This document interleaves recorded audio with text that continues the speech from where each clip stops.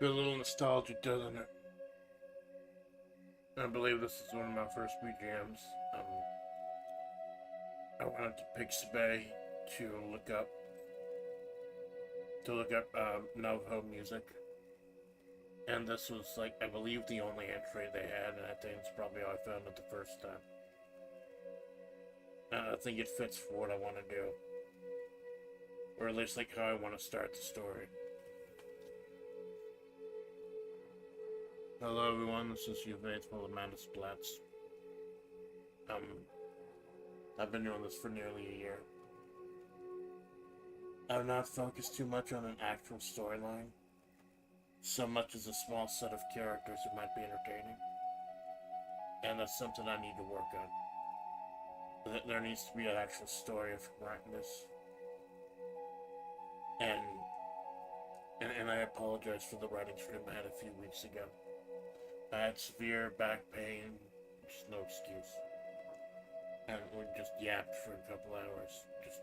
I didn't have anything in mind. I have things in mind now. I had a big revelation about answers about who Amanda is, what Amanda is. And then a couple days ago, I had an even better idea. Which is usually how it goes.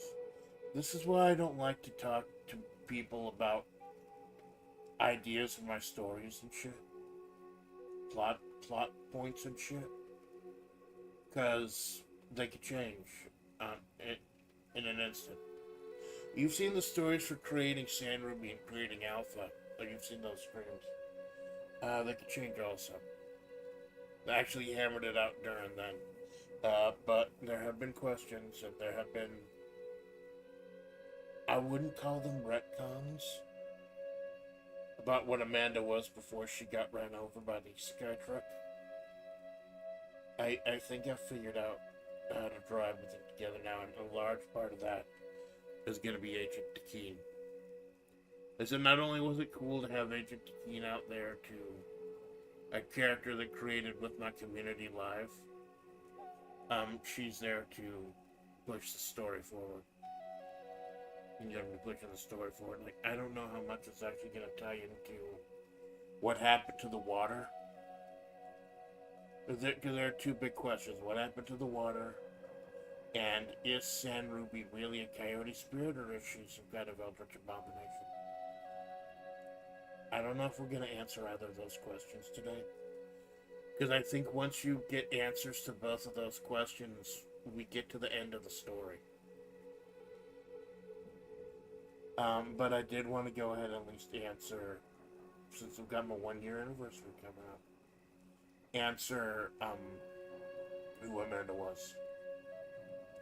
Because I talked about this, and the reason I wanted to study Amanda in the last story is because the story, look back, there's not really been about Amanda. They've been about the people around her, the streamers around her, stuff like that. We need to explore Amanda.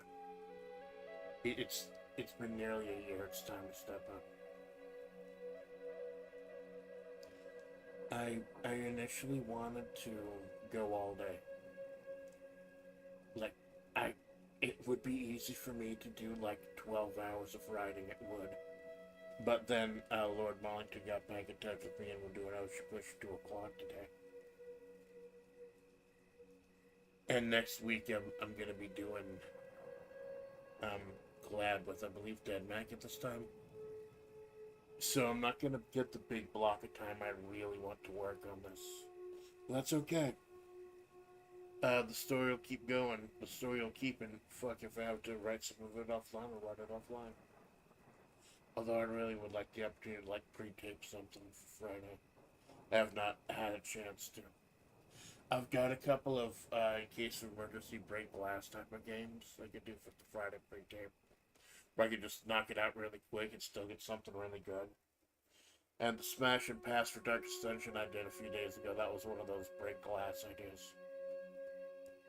Although that was something that I did promise my community during the stream. People are out this morning, that's cool. Greetings, hey James, they stopped by. That made me a busted Gabor mage, thank you, Carno. No, this is about Amanda. We are finally getting some answers about Amanda today, Malone. I don't think any flavors are going to show up.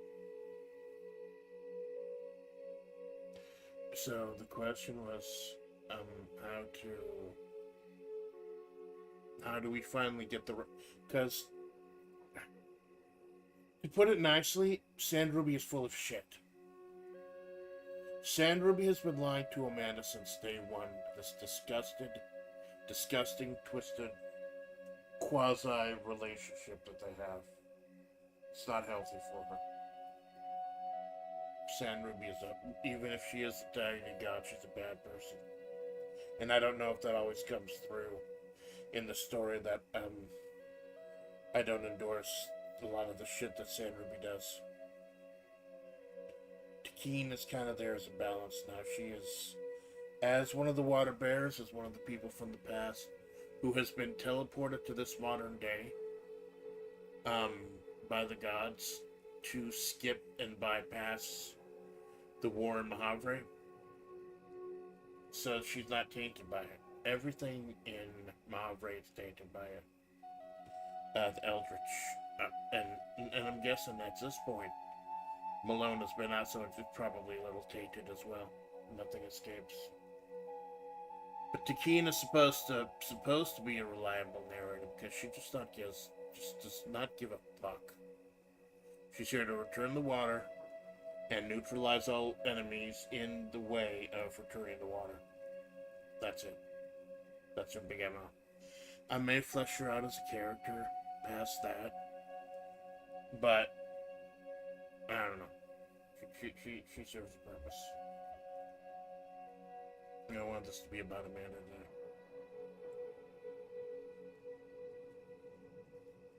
It's not going to be my usual writing stream. I apologize if it's not going to be as entertaining. I may kick a couple ideas around with the chat, but I don't even see myself looking at the chat a whole lot. I have these ideas. I know what Amanda was now, and I know what she's going to be going forward. But quote-unquote retcons, I can bring them together. And I think it's going to be a very, very satisfying way. And if you don't think it's satisfying, then, I apologize.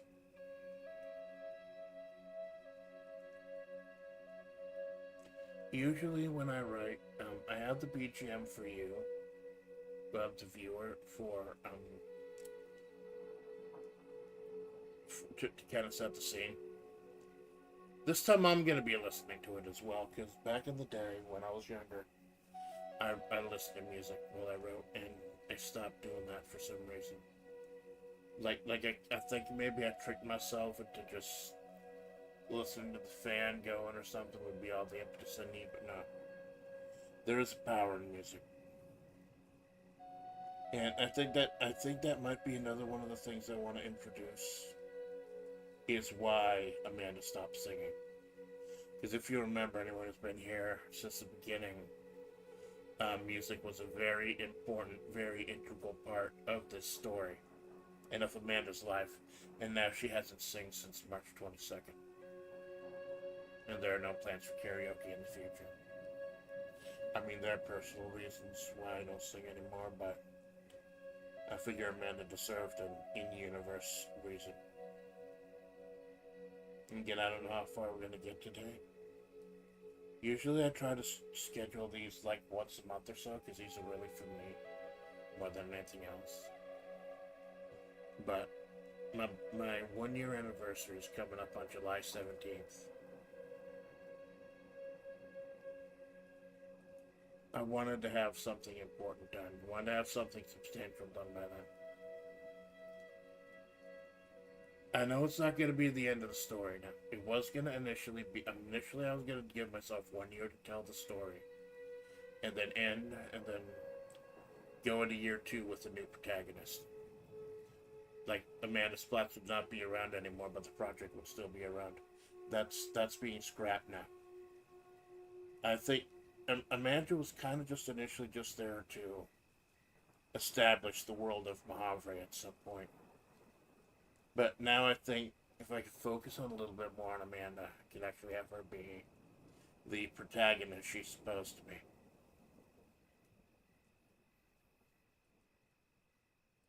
And if we're gonna do that, we need to establish her a little bit and tell you what she really is.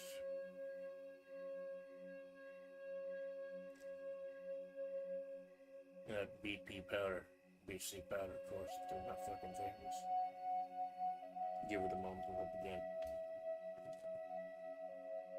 I did a little research this morning. Now, obviously, with the Native American record, a lot of it wasn't recorded. It's just kind of told down generation to generation, kind of like I'm doing. Just telling stories. And I figure if there's anything that kind of helps explain what I'm trying to go with this channel, more than singing, it's telling stories. And I think that's why I initially wanted to do JRPGs on this channel. But the shit I've been through with Grimstone and having to abandon that, kind of telling, it's not good entertainment. I have to balance a lot of the shit I do with, do I like it and will it be entertaining? With the exception of the creative writing and the pro wrestling, the Fire Pro shit, that's all for me. If you like it, then I'm honored and I'm happy you're sticking around for the ride. But WebP and the story, that is 100% for me. So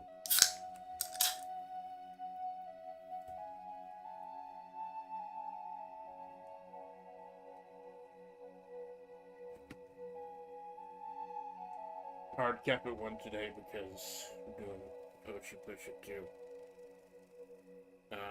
It's gonna be on Lord Monka's channel because I can't stream Tabletop Simulator for my rig. Malone, if you haven't passed out, could you please double check that you've got the Orca deck that we put together saved as an item on your computer, just in case I don't have it on mine? Thanks. Other than that, feel free to pass out. I know you were up for 13 straight hours.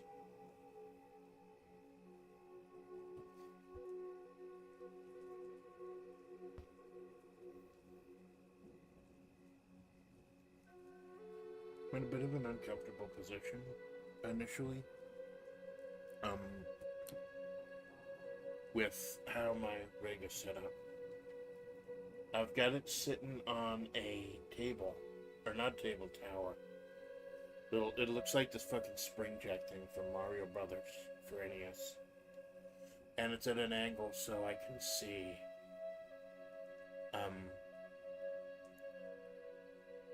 underneath it, and it gets aerated with the fan and everything. But with it up suspended in the air, I have to lift my arms above the levels of my shoulder to type, and it's very, very uncomfortable. So I just went ahead, shilled out, maybe $20 for a USB keyboard, and it's been a lot better. It's been a lot better.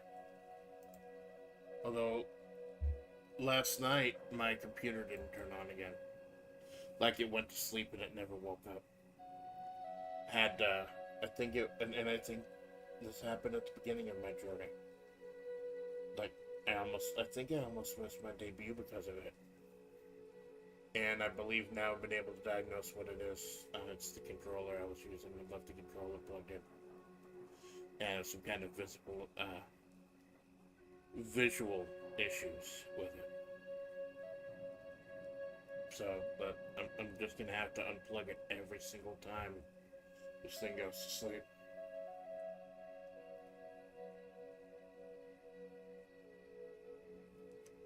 So we're gonna get some answers today, hopefully. Like I said, I've been thinking about one idea for weeks now. But then I had a second idea a couple days ago that I think is even better. And then I was able to pull it together a couple hours ago, doing research of the Native American tribe in Mahavre. It's not supposed to be based on any one specific Native American tribe. It's supposed to be kind of nebulous. but it is heavily influenced by the Navajo. That's where the name Mojave comes from. It's a combination of the Mojave, it's in the Mojave Desert, and Mojave, the sacred city from Fear and Hunger. The one safe save point in the entire game. Just check the levels, make sure the BGM's not too loud, get a little closer to the mic, and begin. Let me know if the audio's fluffy, please.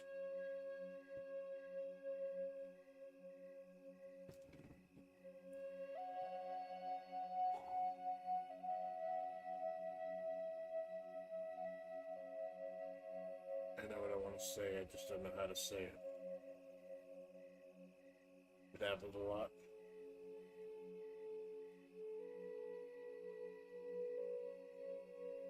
That's why I stream this.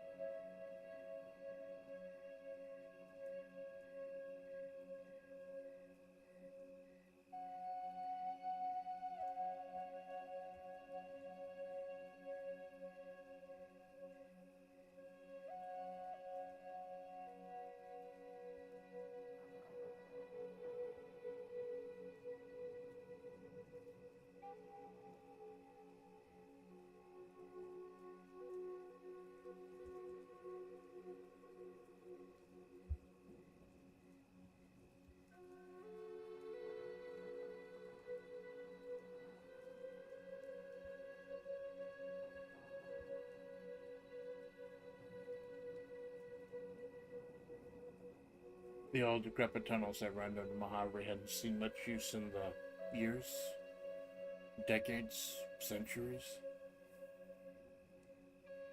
It was hard to tell since time was bent and broken here, since the water flowed freely. A network of tunnels carved by the hand of man, guided by the words of gods. I once walked alongside them. That sounds a little awkward. A network of tunnels carved by the hand of man, guided by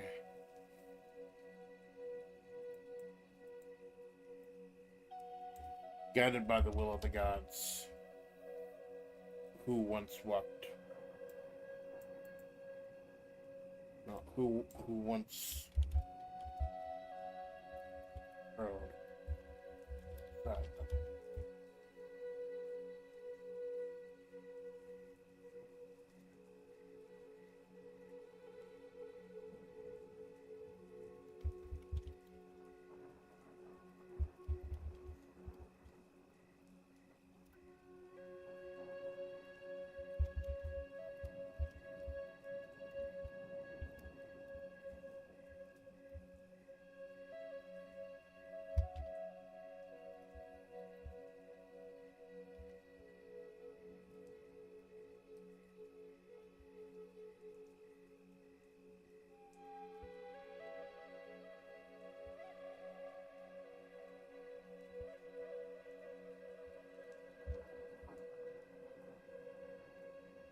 It'd be too... I don't think it'd be too stereotypical to say it was many moons ago. Because we don't know how long ago it was. Because everything is bent and broken.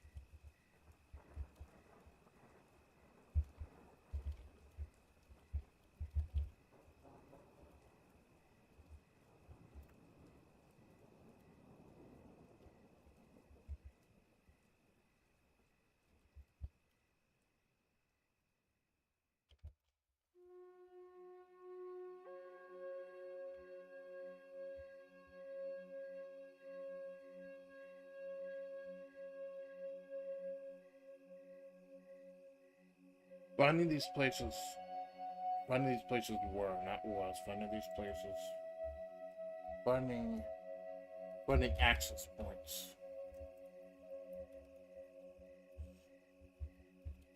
Finding access points were no accident. We could offer safe passage to those who had access. Above, the sands, who themselves were infested with the taint of the eldritch world, we're going to be doing a lot of backtracking, and we're going to be doing a lot of explaining. Maybe reiterating stuff. The sand, because you know that's how Mahavre is. It's almost like a roguelike. I kind of borrowed a couple of ideas from BlazBlue Central Fiction, where if you don't know what you're doing or how to navigate the sands, you could get to the wrong town or the wrong landmark up top. And that's why even the sands themselves have the taint of the Eldritch War from all these years ago. The sands who themselves were infested with the taint of the Eldritch War all those moons ago shifted and confused those trapped in Mahavre, throwing them off their destinations. But down here, you could find your way relatively easy, should you need it. No, rather easy. Without need of complicated.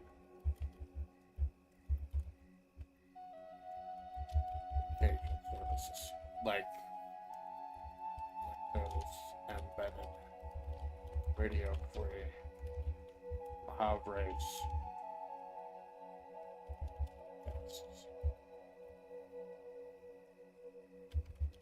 You could walk safely down here.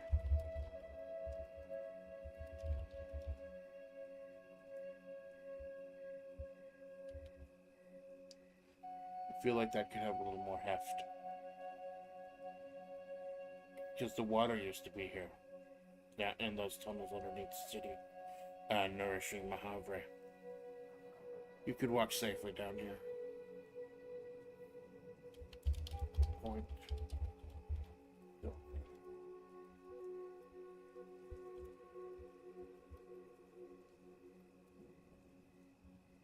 Still can.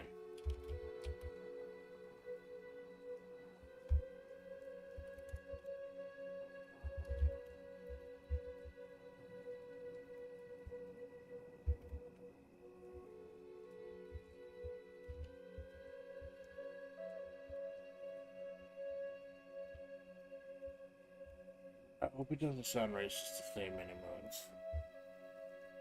Yeah, I'm just trying to indicate an unknown amount of time. At some point, if we do decide to discover Keen as a character and not just a means to an end, I do want to establish that it was a very, very long time ago before she got skipped ahead to this point. That these things that happened in Mahavre happened a long fucking time ago. Long before Amanda was... Like, Amanda is a casual observer in this place. Sandruby's Cave, the primary entrance point. Go.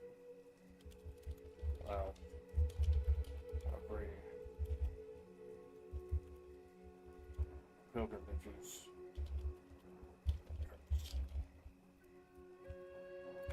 Not only people milling about.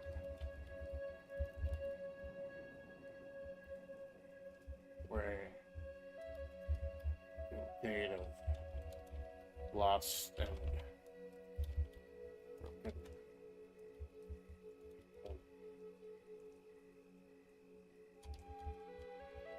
black.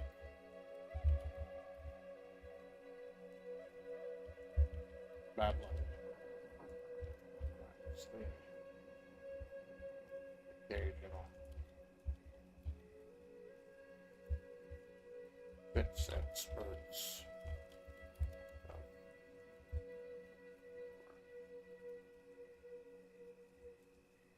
San Ruby's Cave's the primary entrance point. Many moons ago, people of Mojave made pilgrimages through that entrance. Now the only people milling about were a cavalcade of long and broken people. Of long since broken people. Long since. It's broken people clothed in back, babbling mindlessly with occasional fits and spurts of rapture or sorrow. Of town. Those are the edge of town.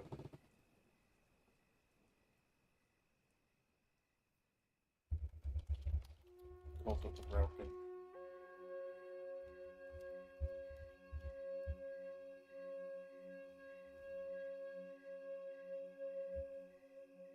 There's a scene ahead for General Bun Bun during the cult. I don't know if it fit in here or not.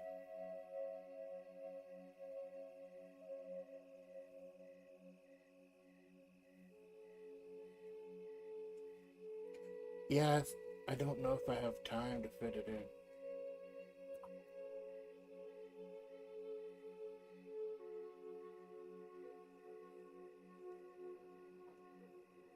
Yeah, it should. I need it for the story, for the background.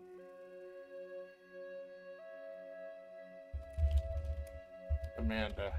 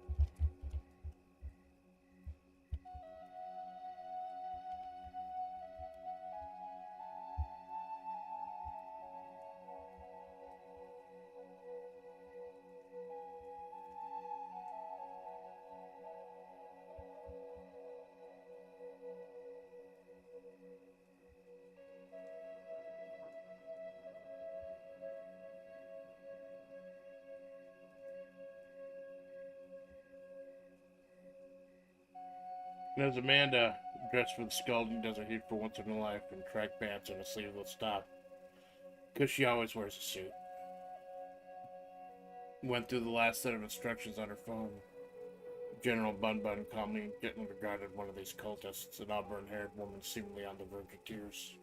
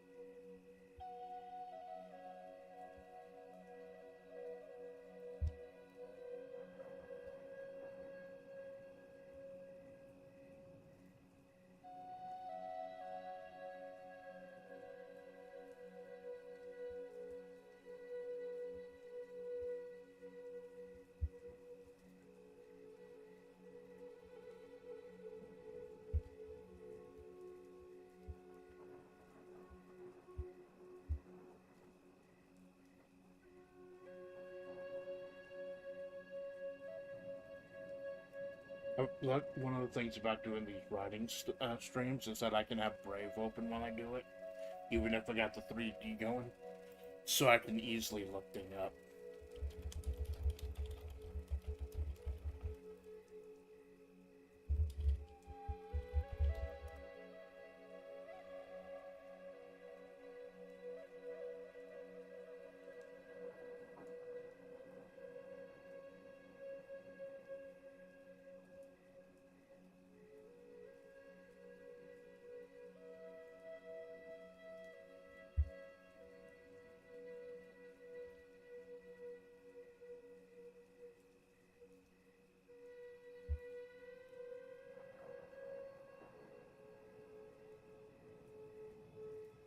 How do you spell it?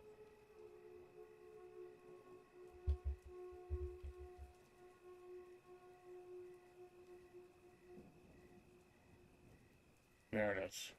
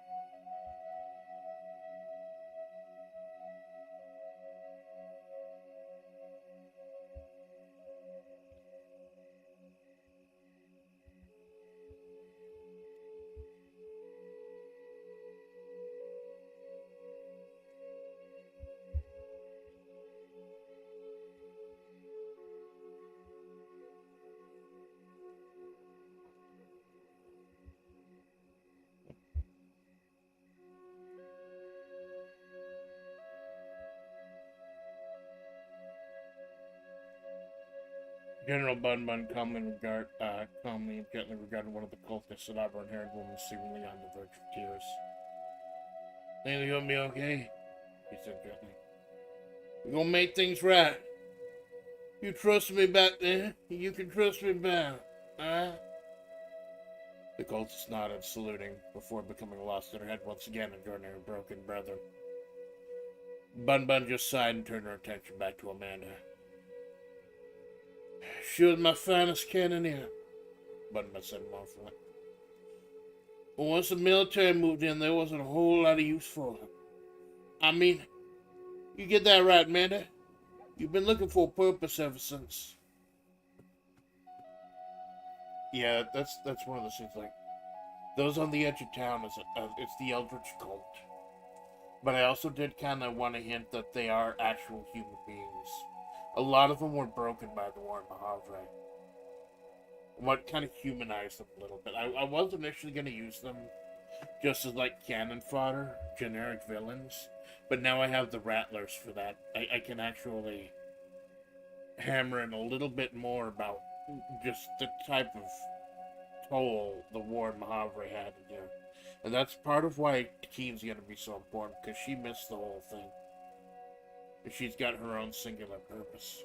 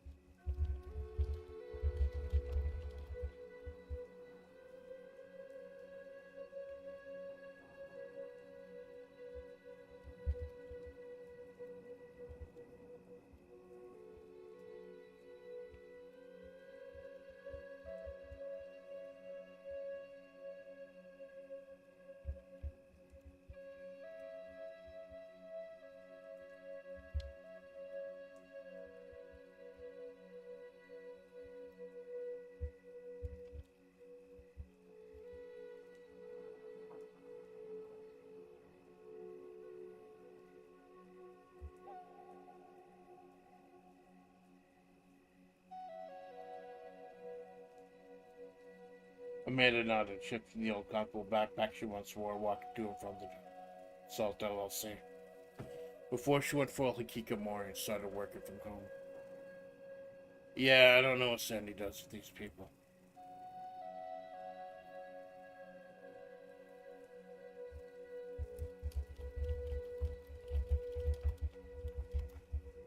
I've been talking to her less and less.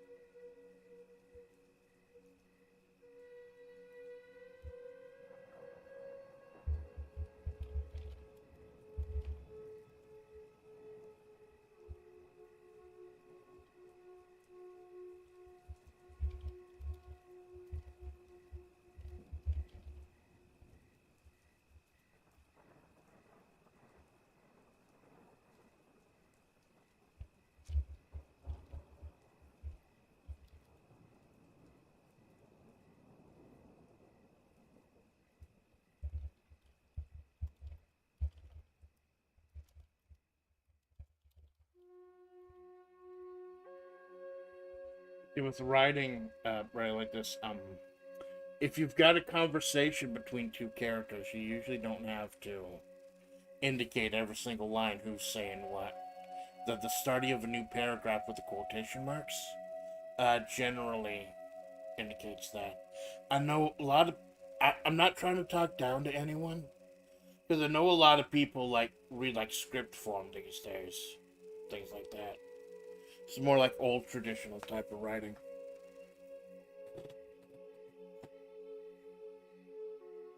She was my first cannoneer, Bunman said muffled.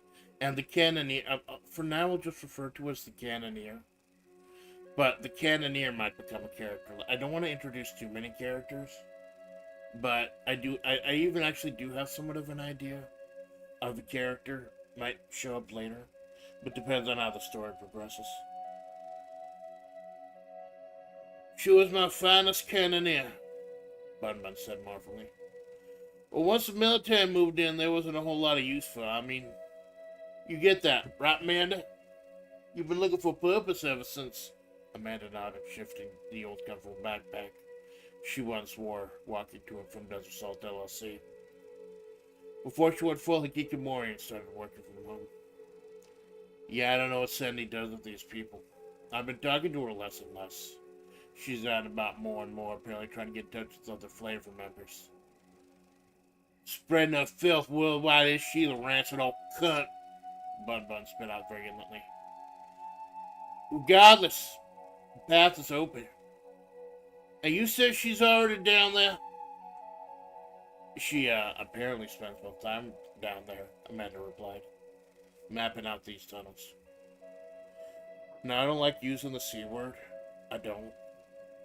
But Bun's an old southern gal who had her people mind broken by the eldritch abominations that they were fighting for the longest time.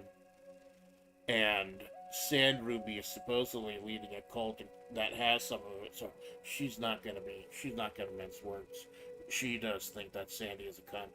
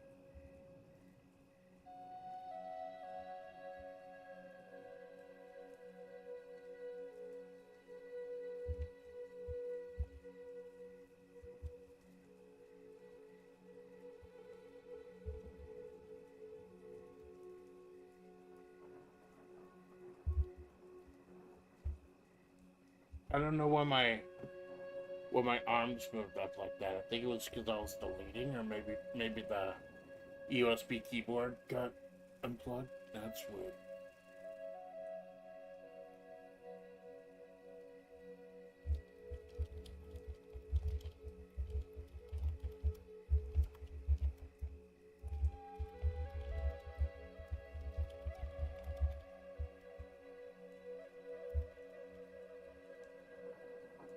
Hey Spots, hey Choco, thanks for stopping by, man. This is not going to be my usual writing stream.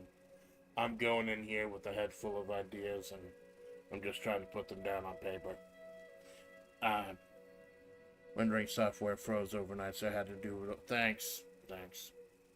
Just whenever, man. There's no rush on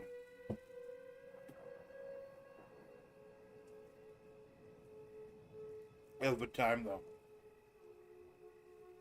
Roche is broken as shit.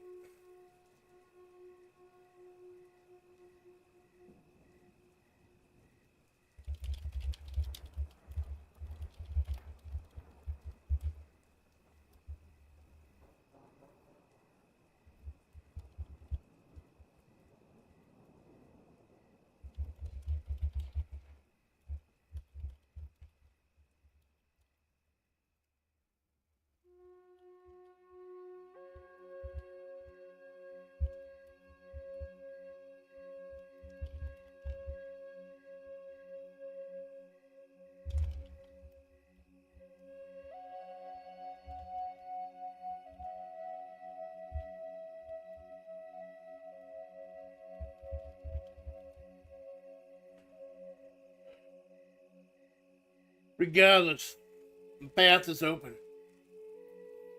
You said she's already down there? She apparently spends most of her time down there, Amanda replied, mapping out those tunnels. And you trust her? Amanda nodded. I can't explain it, but I do. She knows things about this place. Bun nodded, reactively straightening out her bunny ears. Well, my grandkids ain't going away much longer. You be safe, okay, Amanda? Call me once you... Amanda nodded, hugged the old general that a good 13 years or so. 13 years ago or so. Took her into the Splatts reservation after San Ruby did.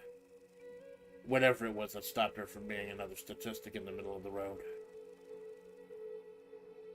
Saying their goodbyes, Amanda ventured into the cave, finally getting a good look at whatever San Ruby had been hiding in plain sight this entire time.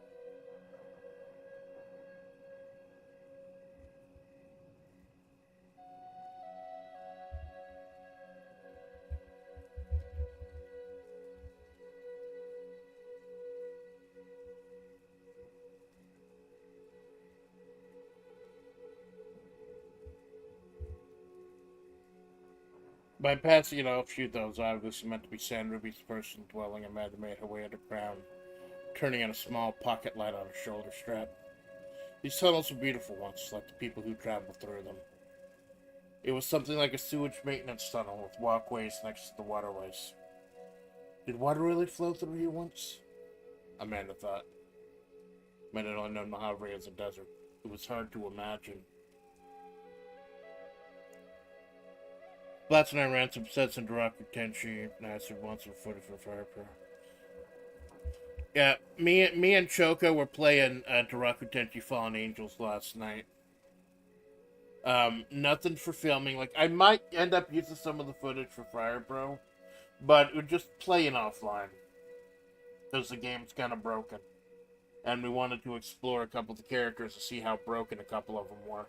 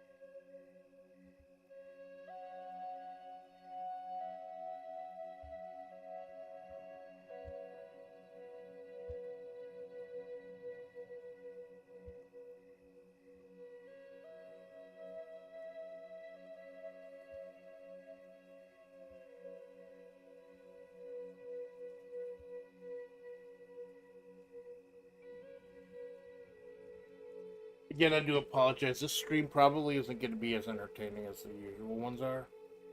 Because like it's not me trying to figure out ideas or make new ideas on the fly. I know what I want to do today, and I think I know how I'm going to get it out.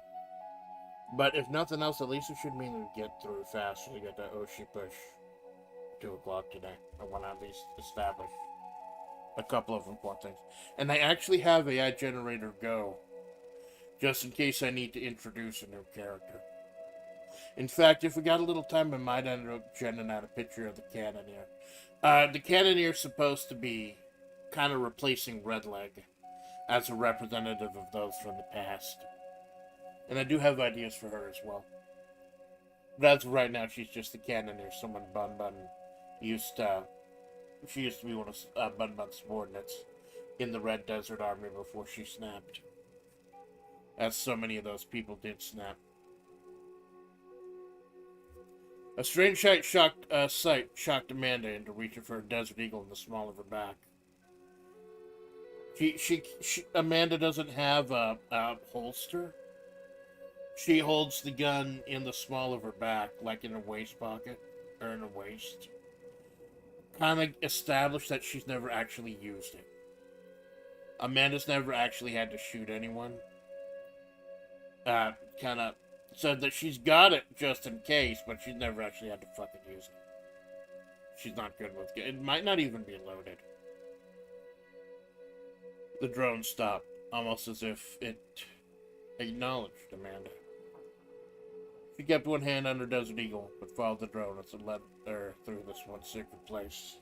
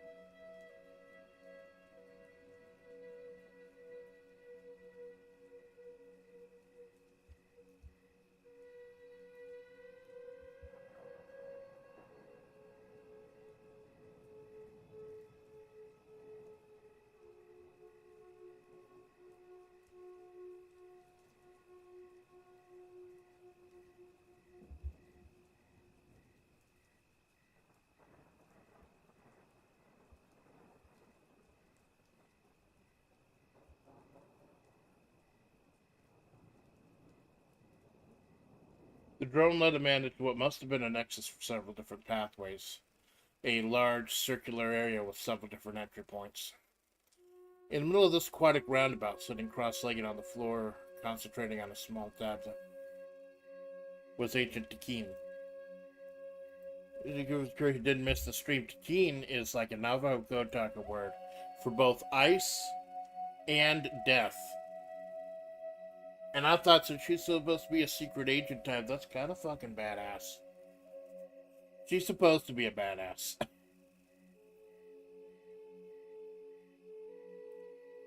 As opposed to Amanda, who desperately wants to be cool, and San Ruby, who projects coolness through her cruelty. Takeena's actually cool, but does not give a fuck because she's got a job. It's like the opposite of Amanda, who is worried about how other people perceive her. Usually, if anyone's around to perceive Takeen, that means she's been made. They're not the best idea.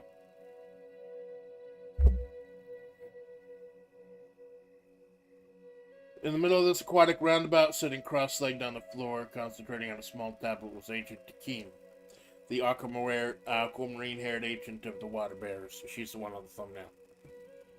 I haven't streamed again as her, because it just doesn't strike me that she's the type of person to stream. Doing one of the Fights in Tight Spaces streams, that was about it. Takeen kept her eyes on the tablet, even as she acknowledged Amanda. You're prompt as ever, Desert Eagle.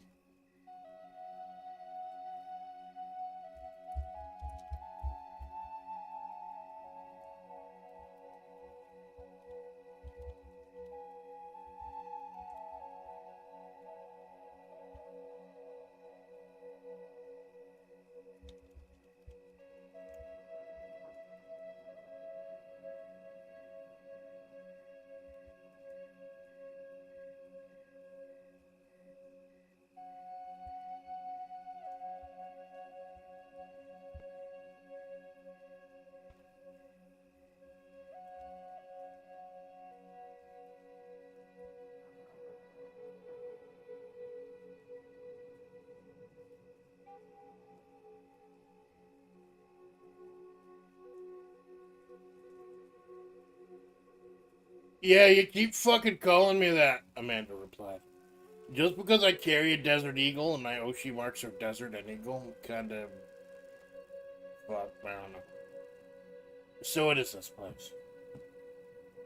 Because Amanda wouldn't know what the place... This is her first time actually being in there. Because even on the night she got run over, East Guide became a humanish person.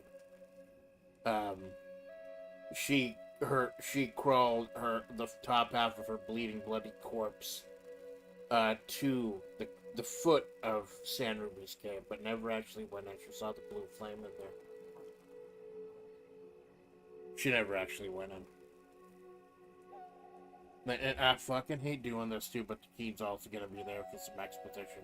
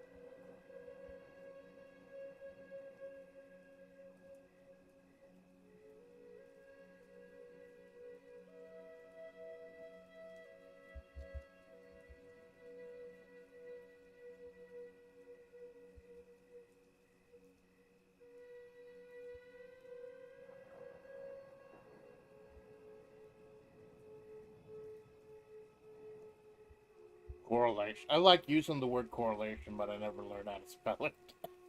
Corr, correlation.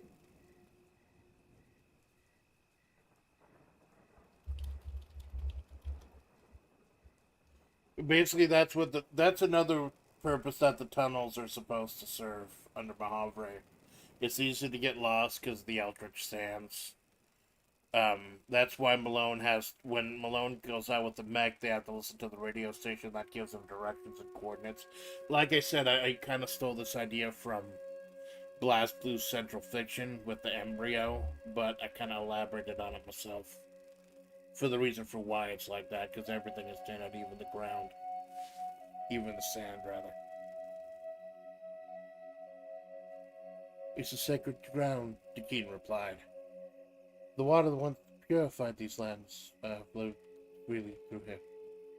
Our organization, the Water Bears, were meant to keep it that way. We commune directly with the gods, although that wasn't that uncommon back then. I've been down here mapping out the tunnels and their correlation and landmarks above. I figure being an agent, like a secret agent with a mission, probably isn't all kicking ass and like snapping necks and shit. There's probably a lot of boring fucking work that it's involved too.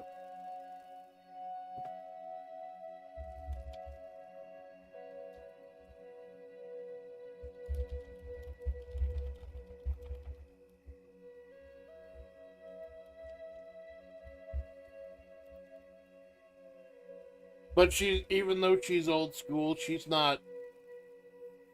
I wanted this to kind of come through as well. Takina's not averse to using new technology. Like usually when you write someone from the past or someone old, like they eschew the new ways and new technologies and do things the old way. Takine's not on. I wanted Takine to like be on the cutting edge of technology also, of whatever she could get her hands on, of whoever is funding the water bearers these days, which is still a question. We don't know who's funding the organization these days now that the gods have left this place. Maybe the gods haven't really left this place.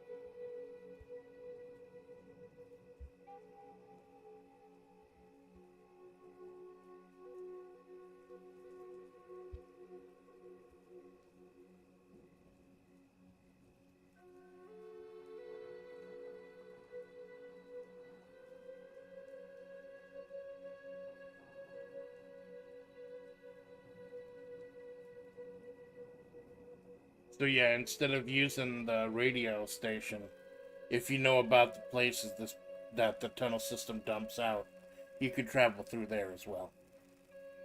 She idly indicated towards the drone, navigating with a few deft swipes as she showed Amanda the tablet. A massive mapping of symmetrical waterways and a few handwritten notes indicating the Motel California, the Mahavre Commerce Center, and more than one military object. That's partially why she was able to disappear when we first saw her that one time, after Alpha had absolutely destroyed Malone's mech with her bare hands and her raw strength. She vents. She's not an imposter, but she vented, basically. Yeah, 'cause it's like the tunnels are protecting her.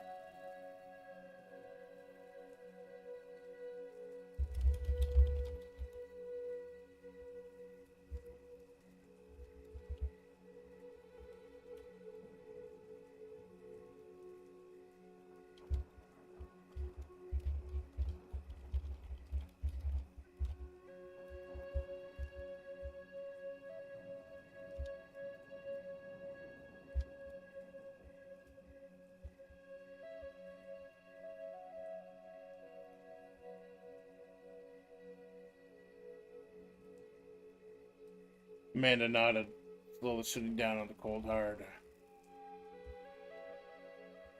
stone. And Cold Heart Stone as well, removing her backpack and pulling out her old Desert Celeron.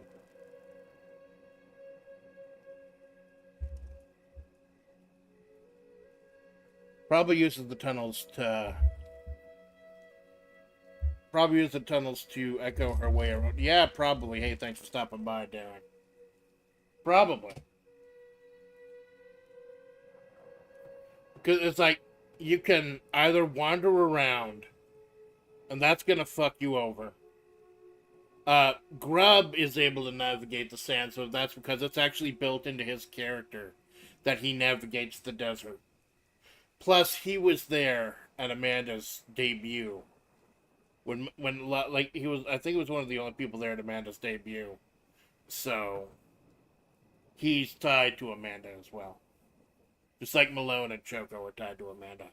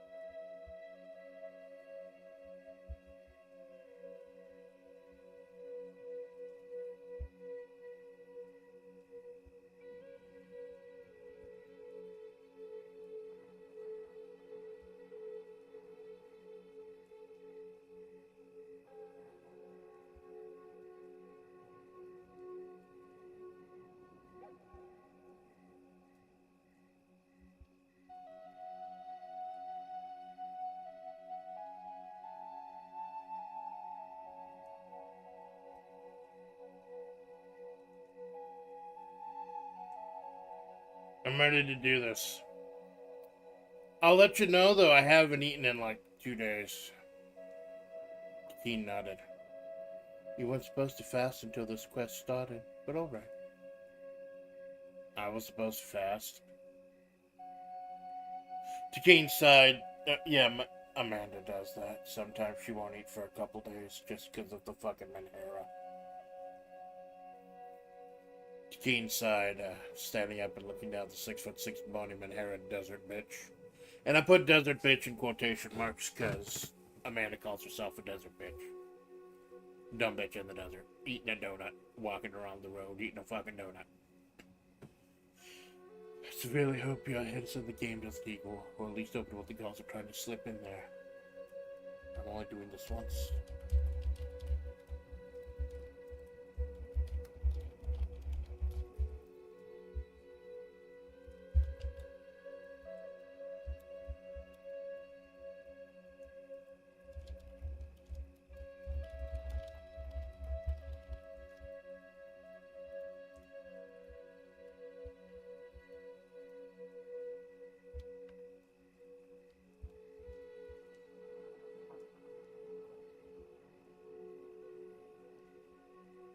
Amanda nodded.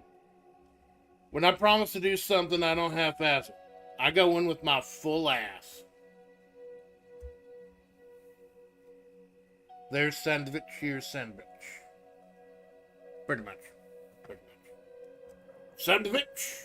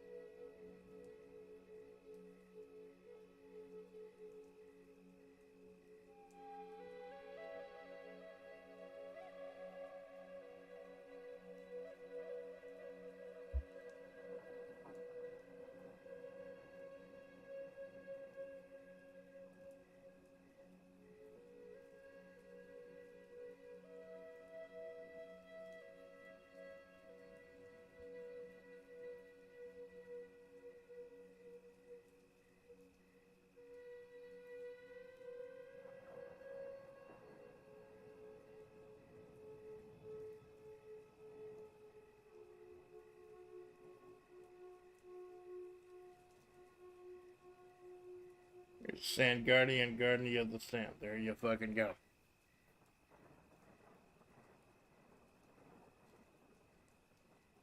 And the sand needs a guardian. The sand is tainted. The war was so complete and so violent that even the sand is tainted. That's why that's why the gods teleported to Keen from the past into the future. We still don't know why Alpha was sent here from the past or how she got here.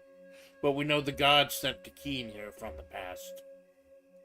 So that she would come here at least relatively pure.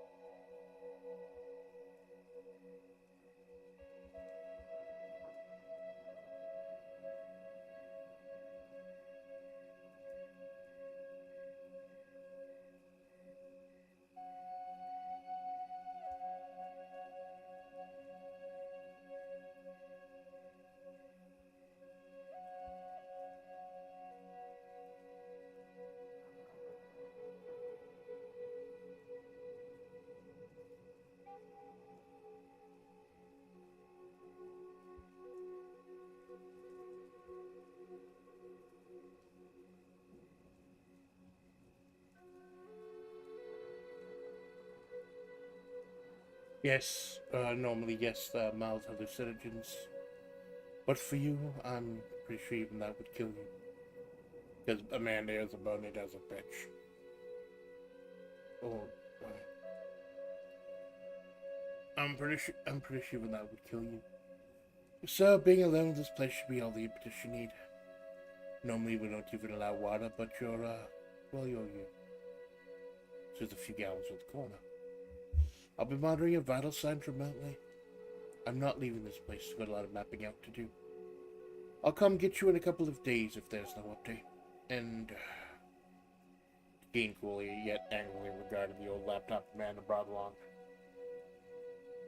Please try not to get distracted.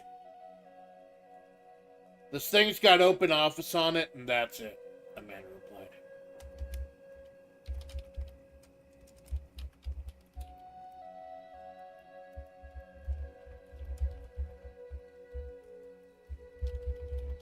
I'm comfortable with tapping on this thing. It's got a sunken keyboard and everything.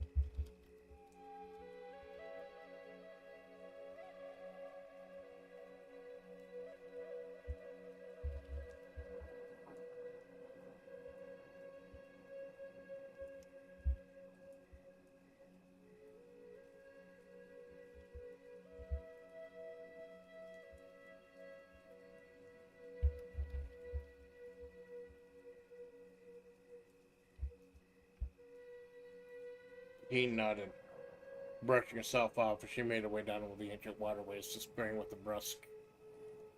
Did I leave you to it? So, I hope... I'll go ahead and save. This sounds like a good place to save.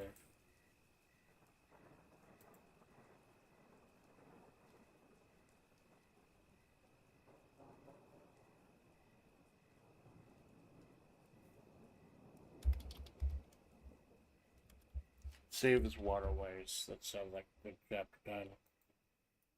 Or maybe water spaceways.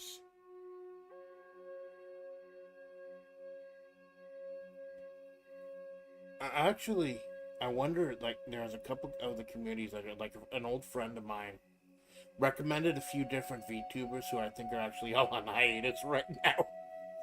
And a couple of them seem interested in what I'm putting down, because I'm trying to stretch my reach a little bit past flavor. I love flavor, I'm always going to love flavor. But I want to reach out to other cool communities, because if flavor's a fucking cool community, you know there's got to be other fucking cool communities as well. So I wonder if I should briefly spell out what I'm doing, because I'm not sure, even though got the Mojave vibes going, if people might know what Amanda is doing right now.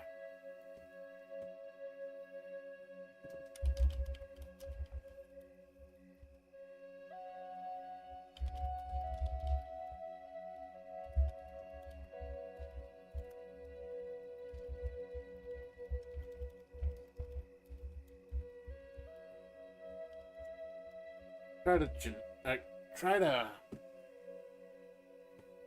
just kind of slip it in authentically, so it doesn't sound like I'm trying to dump.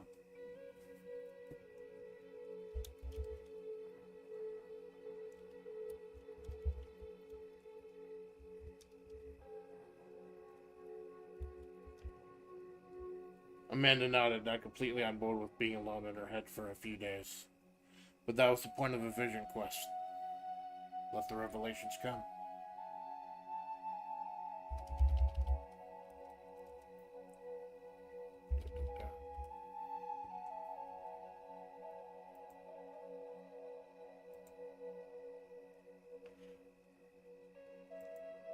I wanted to have a little bit of something at time frame. Like to kind of break up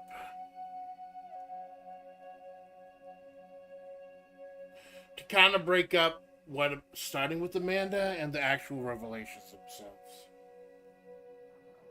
I wanted to kind of break up a little bit, because I didn't want this to be too horribly heavy, even though it's supposed to be about getting answers.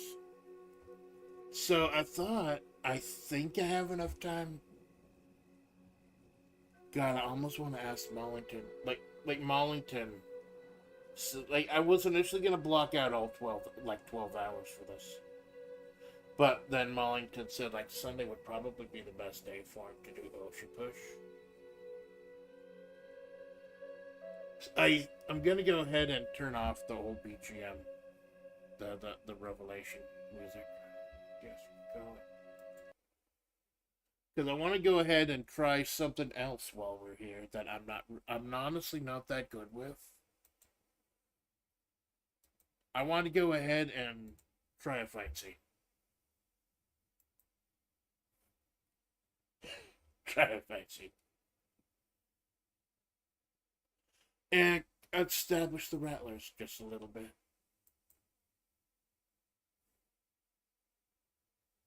So, I didn't get dinged when I did this last time. So I hope I don't get dinged again. I'm going to pull up the Fights in Tight Spaces soundtrack.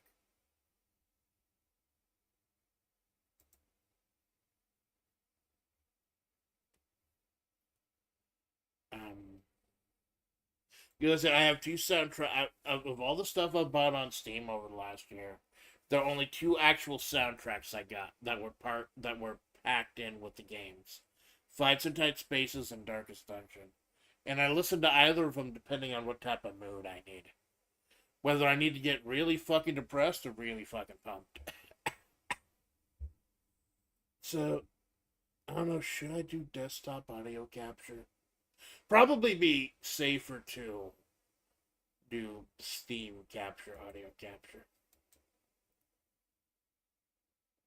Because I don't know, sometimes desktop capture fucks up a little bit when you've got multiple lines in at once. OBS. This is so much easier with fucking monitor. I don't know how I'd be able to do this shit with just the laptop like I did when I started out. I've been thinking about a lot about how I was when I started with my anniversary coming up in like a month and a half, about how different things are now. Steam, Media Player, Office, Explorer, Steam Web Helper. I think that should be it. And I've changed the setting to my audio mixer because I was having a problem. The audio mixer in OBS was initially underneath the window, and it could only see like 3 or 4 things. But now that I slid it to the side, I can see like 6 now. Like I've got the audio capture for the Steam. I got the normal BGM, desktop audio, my mic, the BGM you've been listening to this morning so far, and a game window. So let's go ahead and get pumped. I might abandon the fight scene if I don't feel like it's going anywhere, but I feel like I got a couple cool ideas.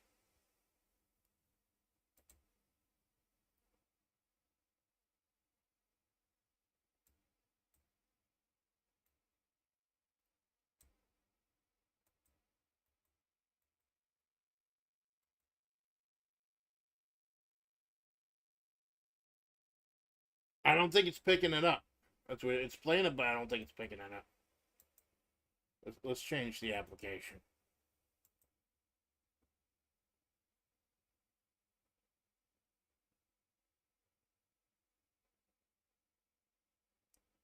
That's weird. It's not picking it up. Oh, fuck that shit. We're just gonna listen to desktop audio. Live fucking TV, am I right? So I wanted to do Amanda getting a revelation about what she once was. And I wanted to go ahead and set up all the, like, how fucking broken things are. But I didn't want this to be too dark a chapter. So I did want to break up the 2 things with a little something. Just a little something. Get back to my roots. I used to write, I used to fantasy book. So it's been a while since I've actually written out a good fight scene. So just turn on the desktop audio. And keep an eye on the phone just in case I get dinged. But I didn't get. I played the Fights in Tight Spaces soundtrack while I was creating Tekken with my community, especially Jinx, and I didn't get dinged. So I think we should be okay. It's like 23 songs. That should cover us. Cover us the whole fight.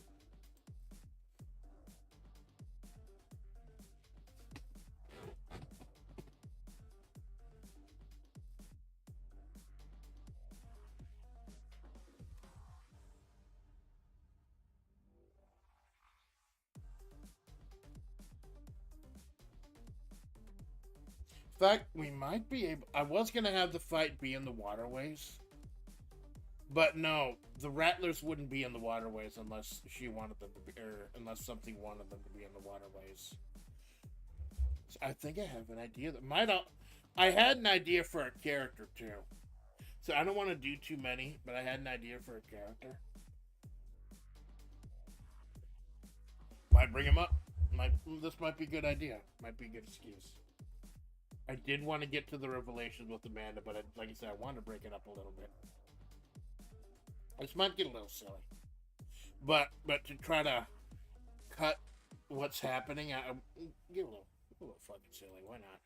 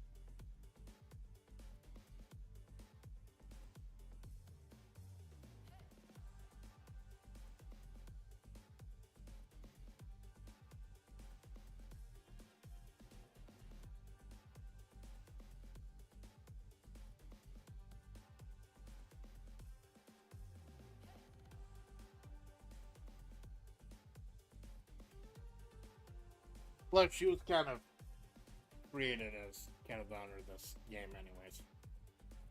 Time passed, and while she hadn't heard back from Amanda, according to her vital signs, she was still alive. So the water bearer, taking one of the various exits, made her way topside into the blistering desert sands. Sands, blistering desert sands. She was upset that people built above the old waterways.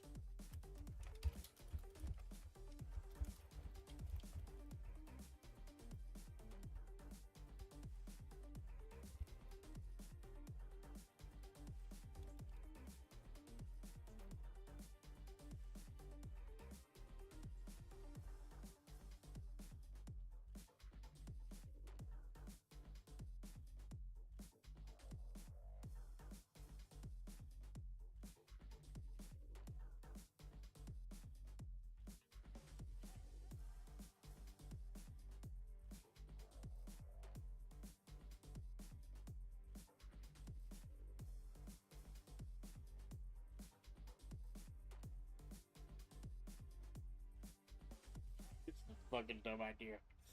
But I think it might be a good idea for what I want to do with the fight scene.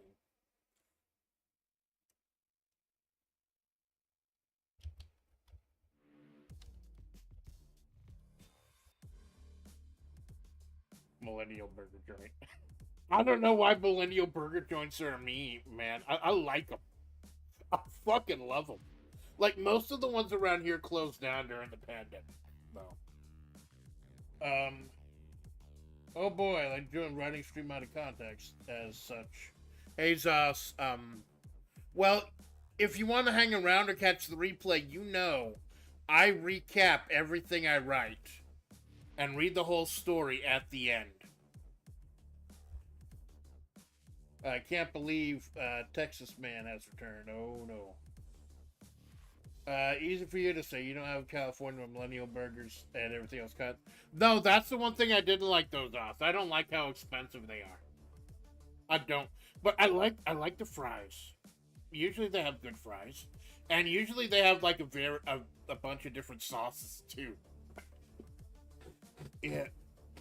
We have these revelations about how horrible the cult is and these broken people and how this used to be a sacred place and how Amanda hasn't eaten for 2 days and she's deep in her head. All this horrible shit. And then we just dump you out at a millennial burger joint. Yeah, millennials know how to make it. There you fucking go, man. There you Although I am partial to rallies or checkers. Those are pretty fucking good too.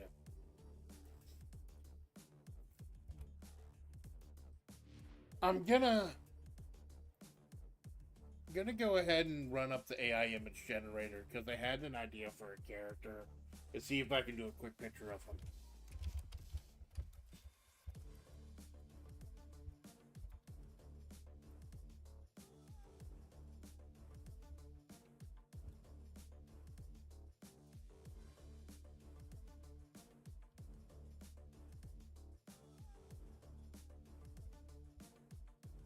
I'm not saying what the prompt is um, because I might not even introduce him.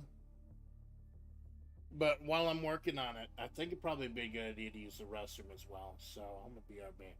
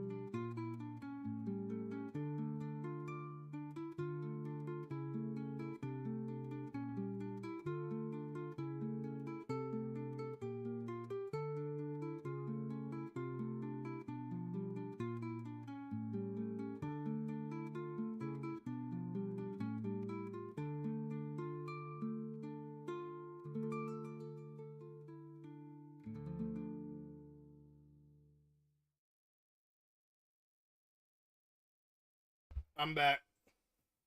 I noticed that. Gonna wonder how they'll cover certain characters.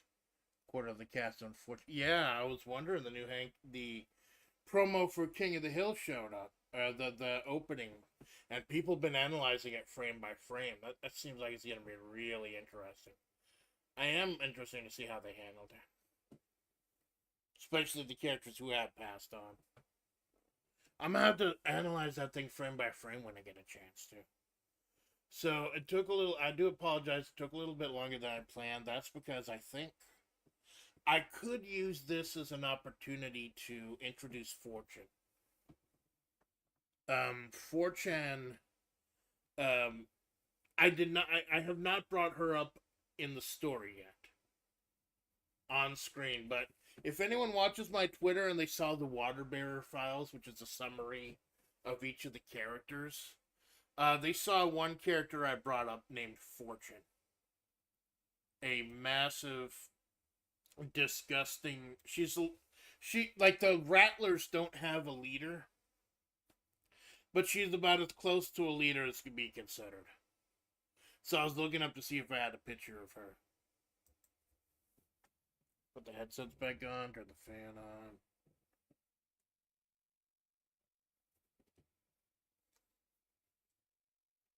Get back in the fucking groove. Write a fucking fight scene, if I can.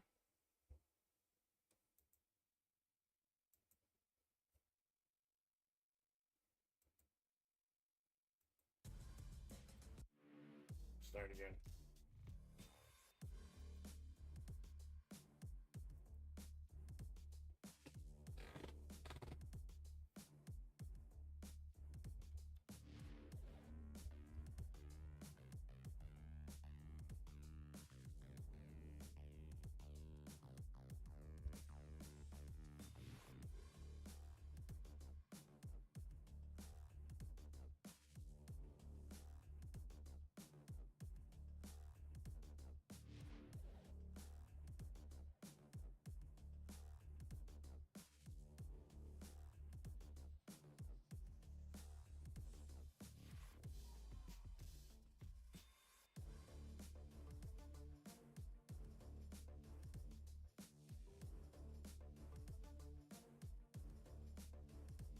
They put their fries in a fucking cup. I don't know why they do this.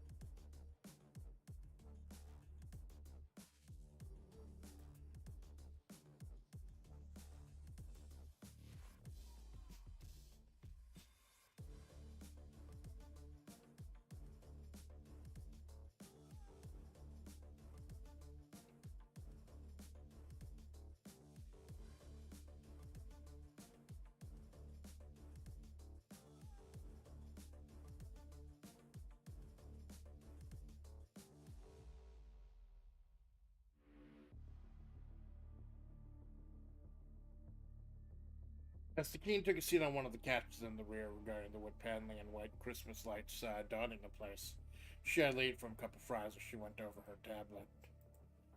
All these pathways, the ones she'd helped maintain ages ago. There were one or two offshoots she didn't recognize. Were they built after she'd been sent forward in time? Or was that sort of entry point for the man blocked out for siphoning off the water? Something to look into, she mused.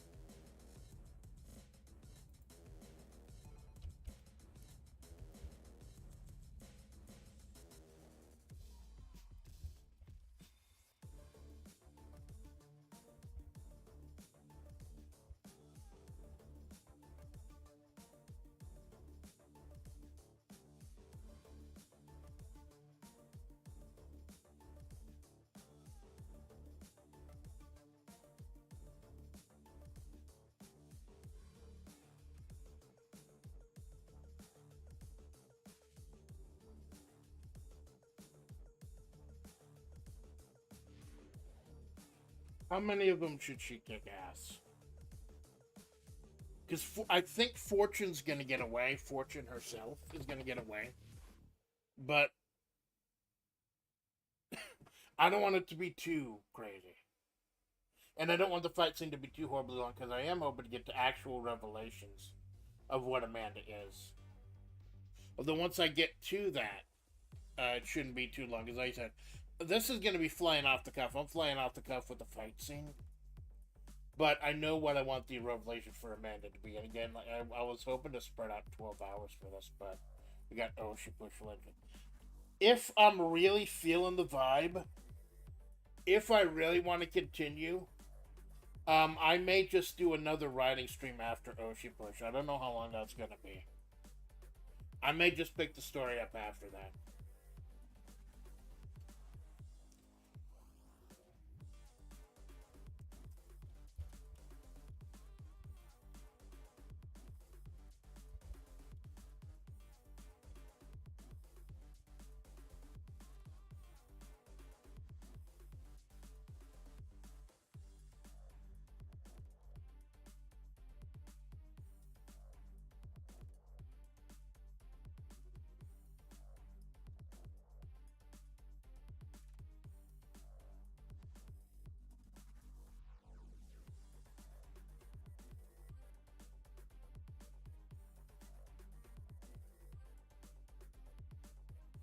Popular mirror.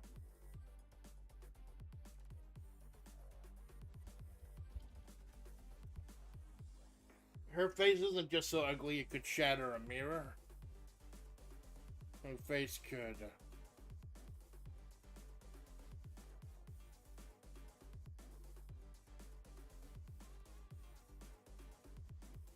Sacred man.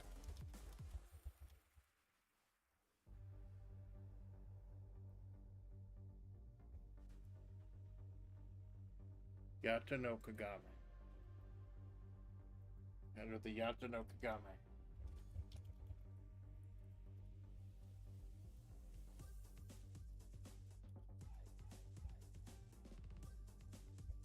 She didn't take notice of the small group entering the burger joint, although she could hear labored breathing and borderline wheezing. I don't think I have to establish exactly how many rattlers there are right now. Other than that, she dispatches all of them except for Fortune. It wasn't until one of them loomed large over her, quite literally, with a look that could shatter the Yata no Kagame with its revulsion.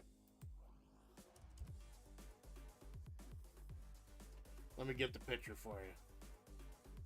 Because like I said, this will be Fortune's first time actually appearing in the story.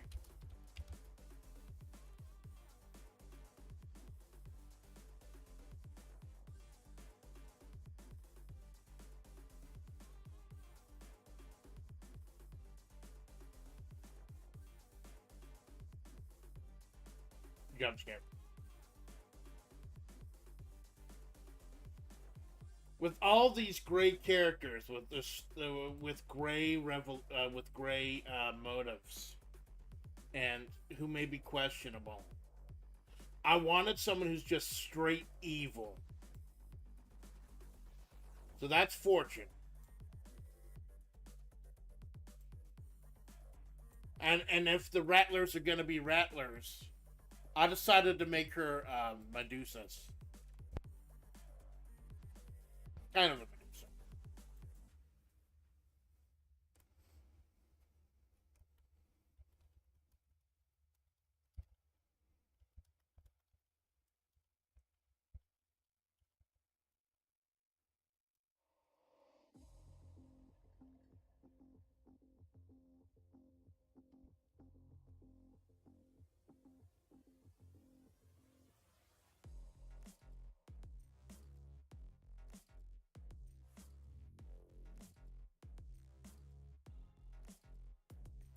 You're sitting in my shit! The thing spewed out, a massive wall of fat and indignation, barely poured into a snakeskin suit.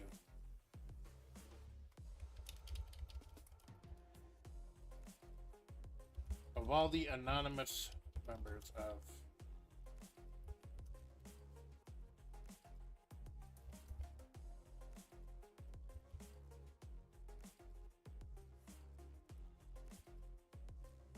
Did I? I don't think I ever gave Fortune a last name.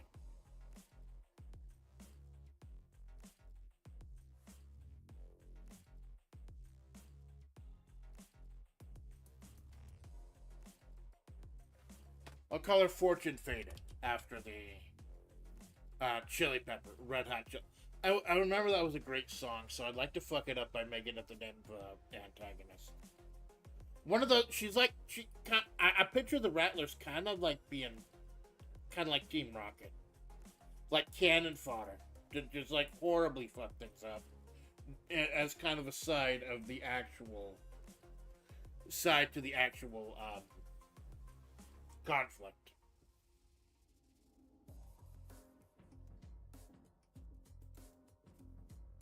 With particular. He spewed it out with venom. Get it? Because she's a snake. The thing spewed out particular venom, a massive wall of fat and indignation barely poured into a snakeskin suit. Of all the anonymous members of the Rattlers, Fortune faded.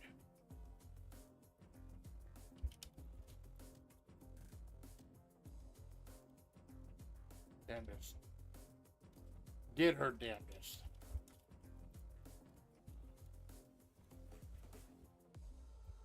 To make her presence known.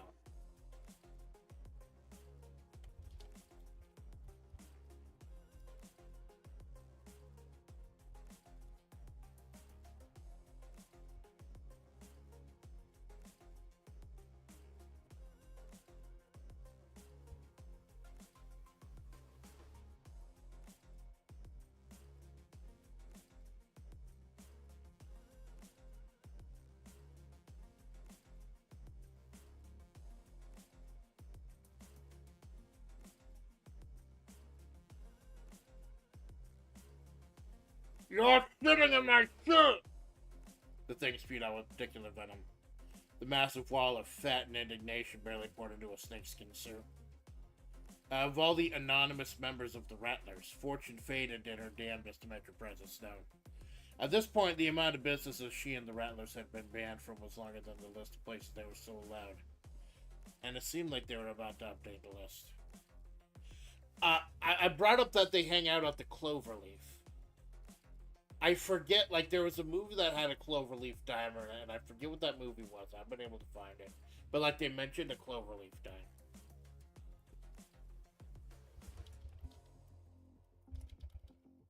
Of the Rattlers.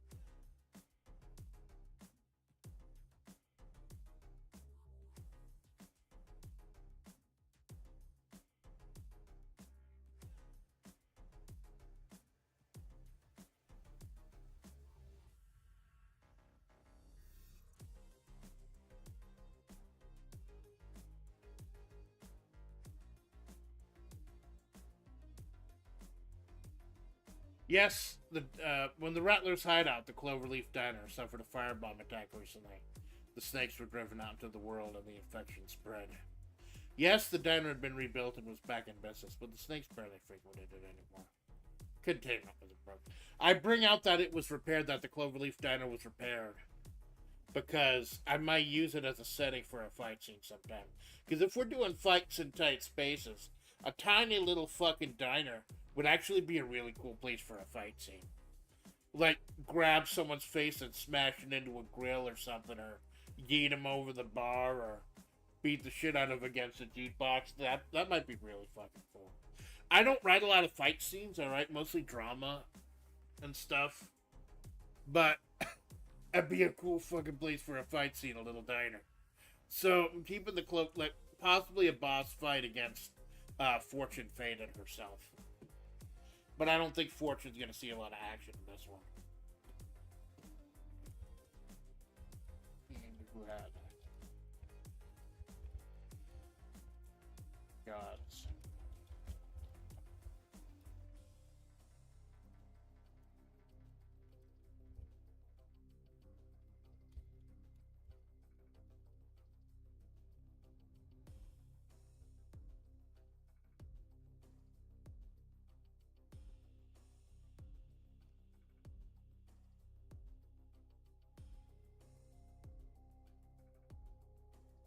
Just because you put on a suit doesn't mean you're a classy bitch.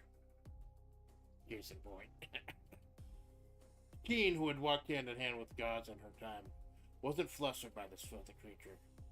A fanged and feral specimen whose blood apparently... What's the proper term for a Medusa? What is a fucking Medusa? What type of monster is a Medusa?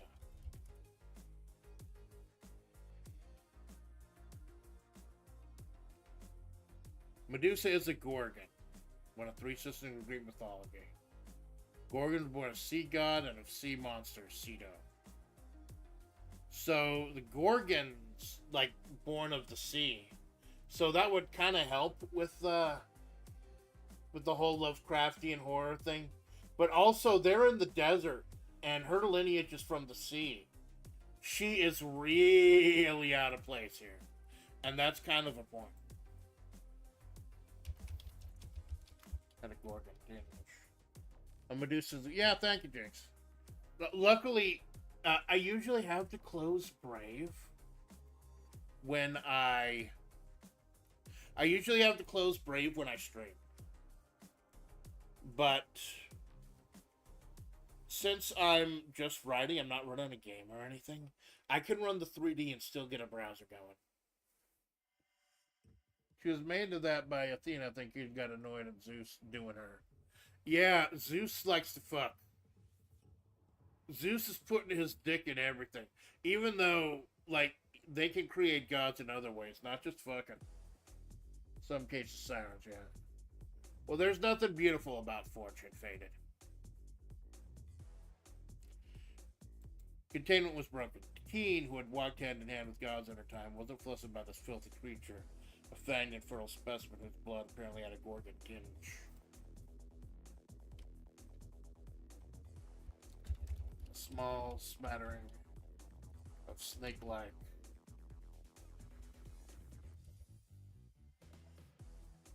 simps surrounded.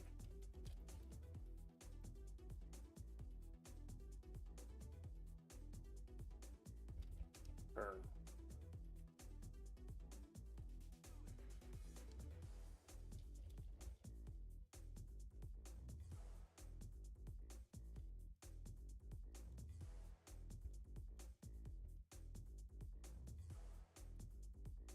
When the Rattlers' hideout, the Cloverleaf Diner, suffered a firebomb attack recently, the snakes were driven out into the world and the infection spread. Yes, the diner had been rebuilt and was back in business, but the snakes barely frequented it anymore. Containment was broken.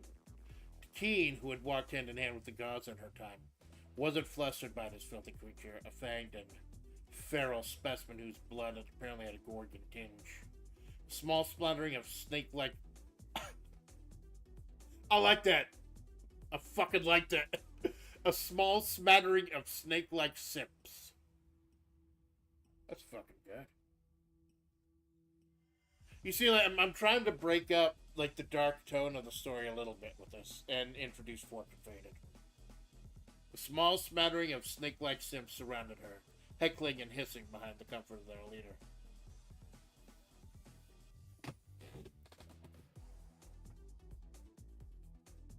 Dean didn't move an inch. He sat there calmly, surprised as Fortune viewed her metaphorical venom. I don't know if Fortune's gonna have actual venom. Simps, exactly. I don't know if Fortune's gonna have actual venom, if she's actually gonna have powers, or if she's just a nasty bitch. Teen did move in. She's out there accounting for your friends. Fortune spewed her metaphorical venom.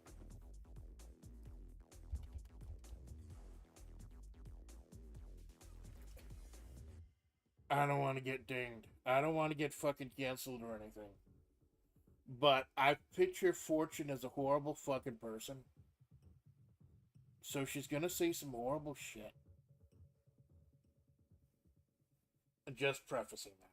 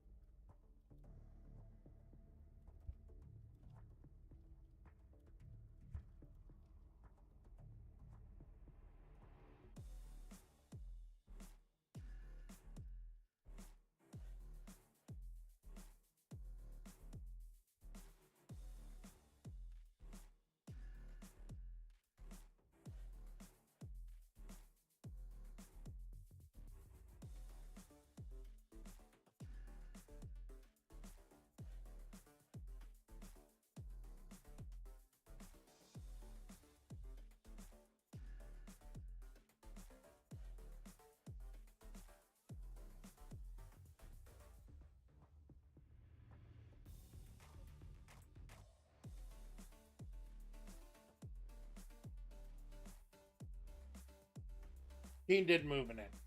He sat there, comma finishing her fries, as Fortune spewed a metaphorical venom.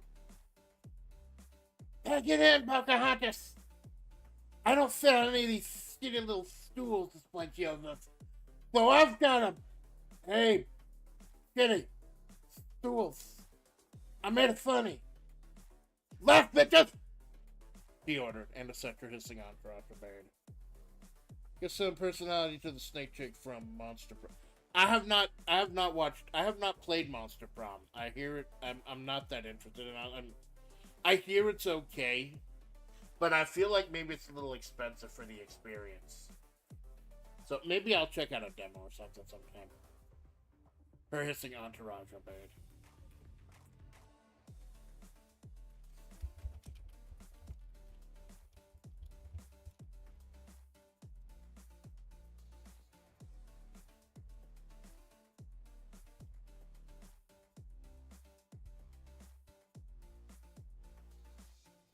There's Karen.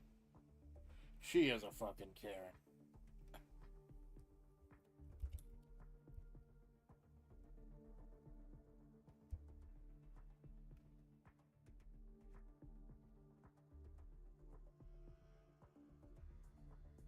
What?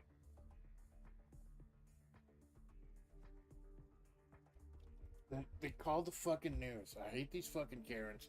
They always threaten to call the news for some reason, when the news wouldn't give a fuck about that shit. If you're not getting my shit right now, I'm gonna call my lawyer and the news.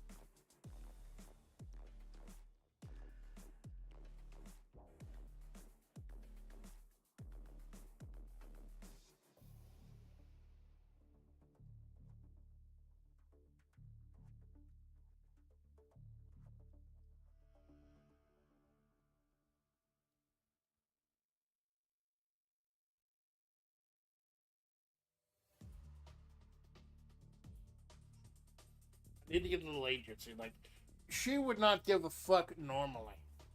She would not give a shit about the Rattlers normally. But now there's got to be some agency involved.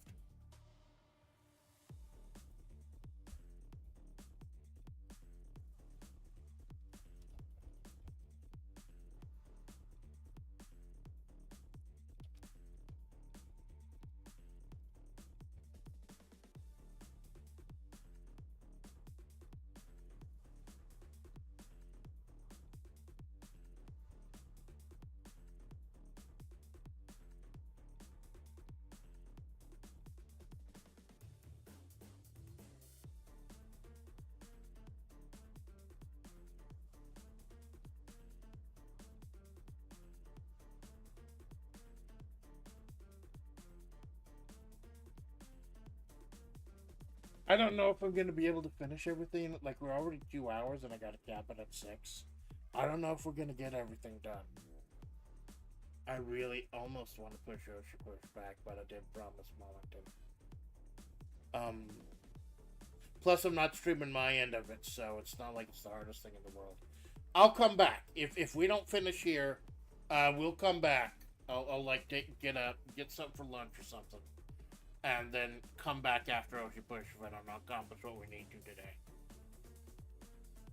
But if that's the case, I wanted to go ahead and get a brief glimpse of what was happening to Amanda during this.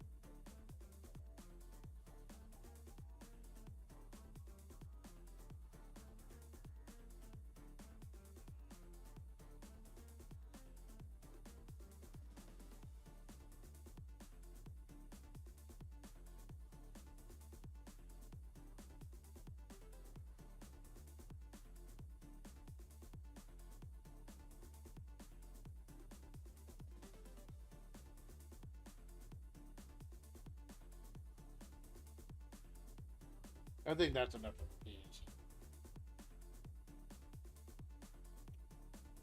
I think that's enough of a tease. Tina had already finished with her fries anyway, so there wasn't a lot left for her to defend. She calmly stood up, prepared to make her leave, but making a note to manually hand her server the $50 tip she had planned. No way she was comfortable leaving anything on the table with this lot. It wasn't until the beeping on her tablet brought about the attention did her expression change. Amanda's heart rate was skyrocketing. The half-finished bottle of water she was drinking splashed against the stone ground as Amanda stared forward, gazing intently at nothing from her position on the floor. Her jaundiced yellow eyes wide open, she stared unseeingly, unblinkingly, sweat cascading down her hair. Her dead silver hair.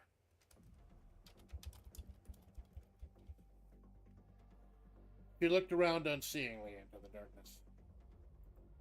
So, all of you?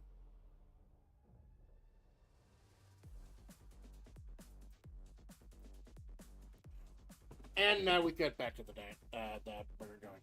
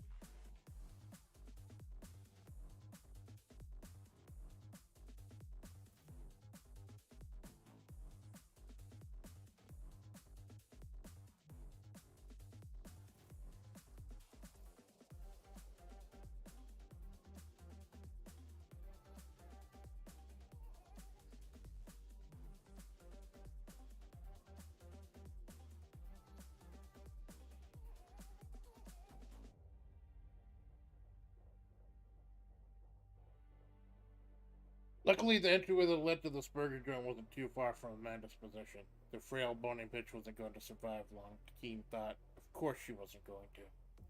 This vision quest wasn't going to last a normal 4 or 5 days, or traditionally, which she'd figured the road girl could at least survive a few hours down there in her own head.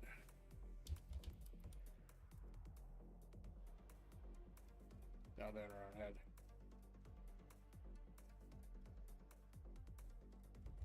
It wasn't.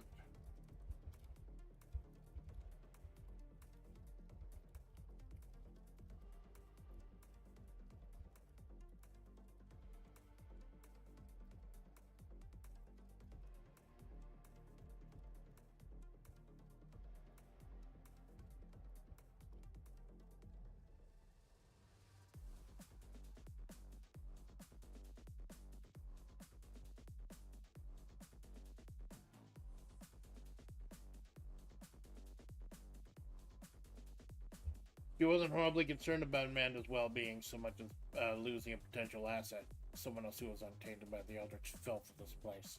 Potential ally in finding and restoring the water. So yeah, even though Takina's trying to help Amanda, she doesn't give a fuck about Amanda as Amanda. She only cares about Amanda as a means to the end, and Amanda's always finding the water, getting the water.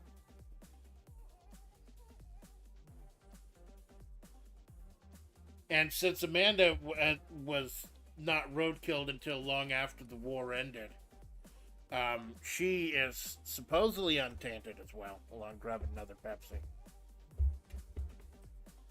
Sitting here from last night, doing some sweaty sets with Choco Minato playing the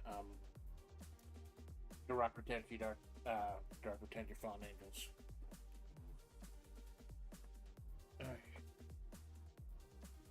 So yeah, even though she is trying to help Amanda, she is not.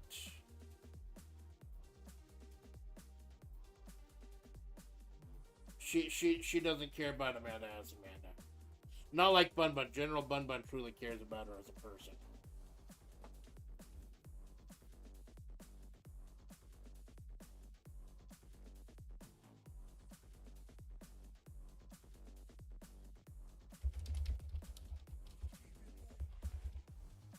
He needed to get down there. Leaving her seat to her, in quotation marks, because Fortune Faded is full of shit.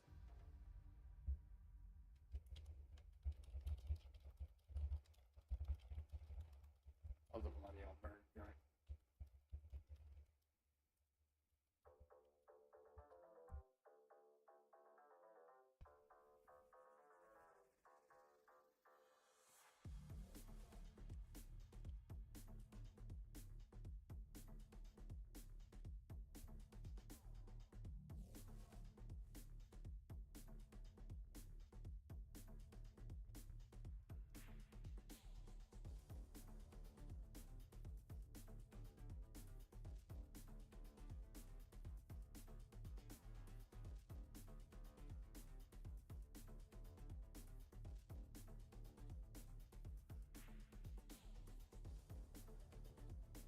Leaving her seat to her, Keen decided to make her way to the Millennial Burger Joint. What she ended up running into was a wall of ill-fitting snakeskin suits and the ramblings of a morbidly obese Gorgon.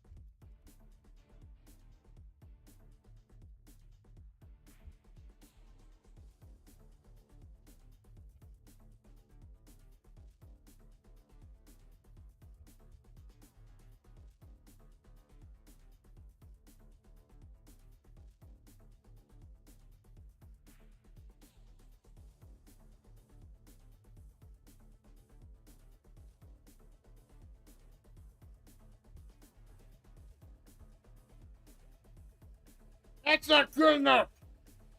I'd like to let you a drink, too. And that tablet. You owe me for causing me mental distress and harm. I'll never recover. I've had to stand for 30, maybe 40 seconds.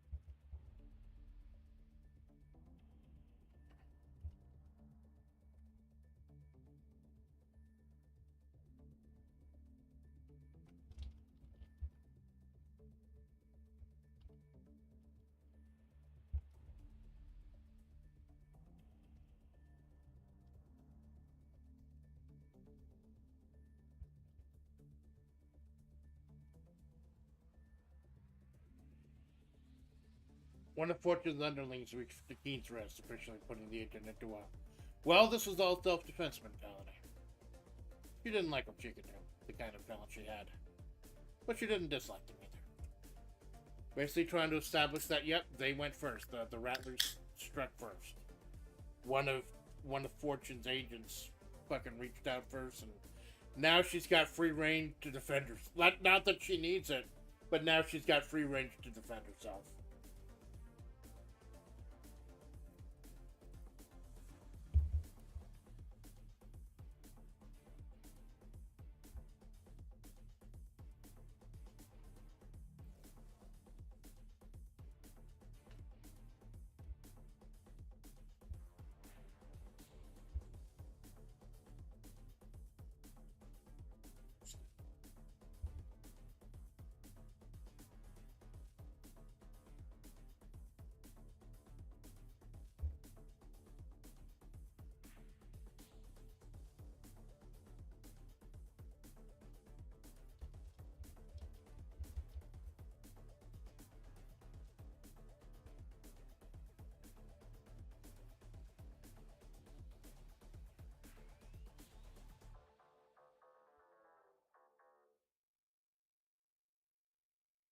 I wanted her to start with one of my favorite moves for fights in tight spaces. The fucking face smash.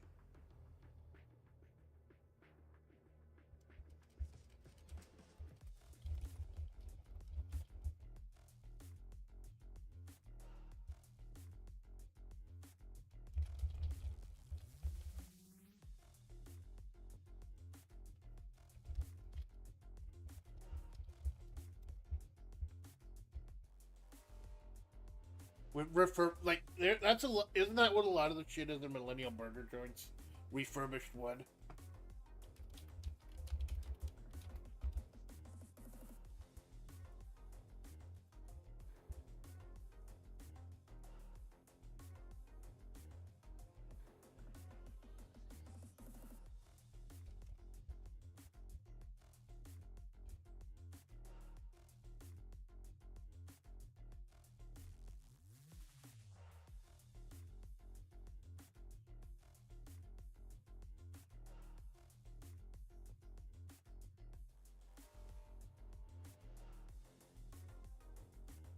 Dean grabbed the Rattler's wrist, kicking her behind the knee nimbly and sending the Rattler down, so that her face was perfectly level with the old refurbished wood bar. Letting go for the briefest of seconds, Keen backfisted the Rattler's face direct into the said bar, with a sickening crunch. It's fucking on now. I didn't establish how many Rattlers there are. I don't think maybe I'll go back after the fight scene and establish how many there were.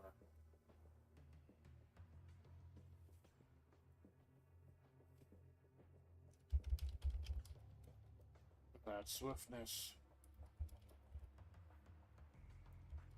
Line someone of her stature.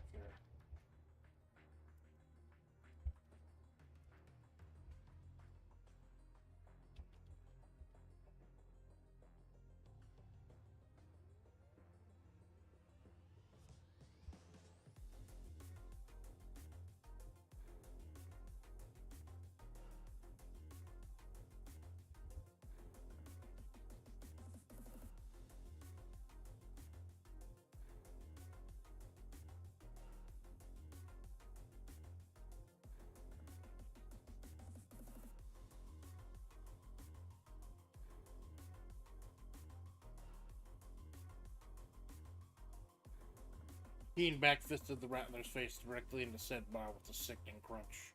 With the swiftness belying someone of her obese stature, Fortune Fatal was suddenly cowering behind her Sims, spewing incoherent verbal abuse at the Keen. I'm trying to remember some of the stuff learned playing the Fallen Angels last night too, because I played like Yuri Ren and Yui Ron, the brother and sister team at a bar. A couple of their moves too.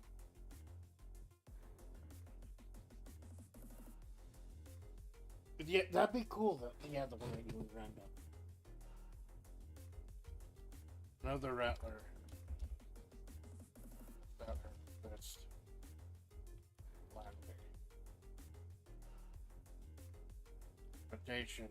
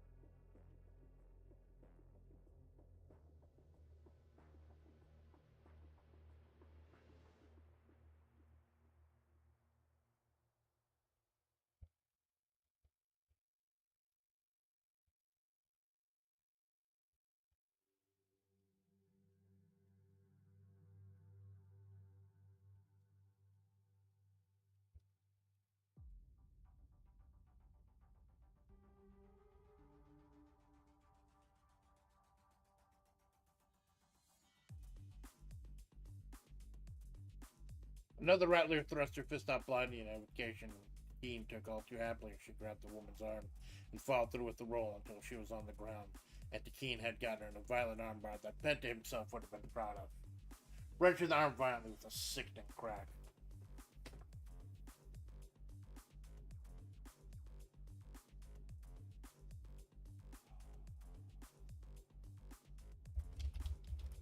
Her came at her ground.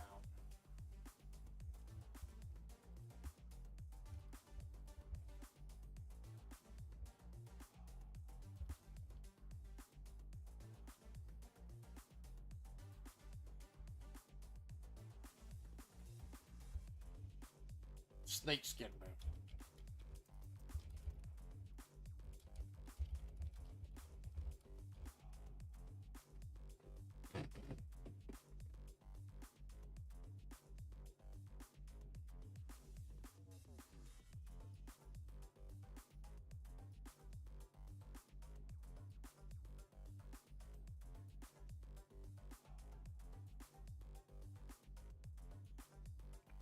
How would she counter if she's on the ground? How would she counter? Would she just punch her in the crotch? I'm thinking self-defense. Dekeen would just punch somebody in the crotch.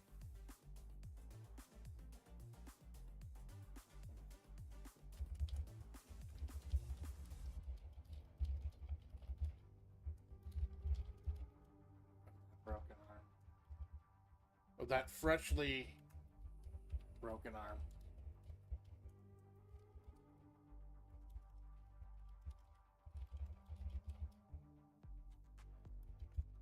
And yes, it does hurt when you punch a woman in the crotch. Like, almost just as bad, too.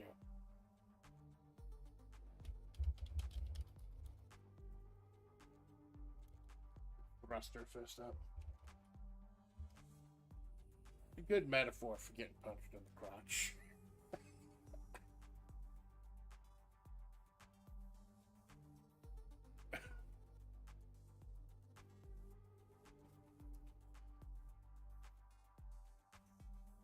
Slamming her point home.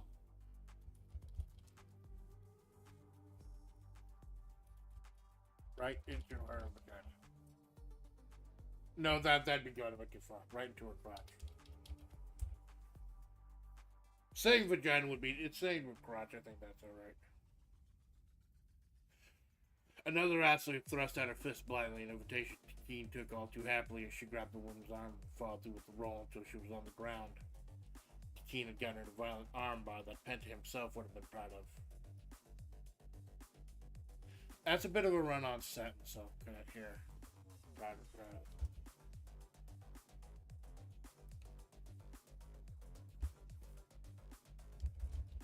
A deft pull.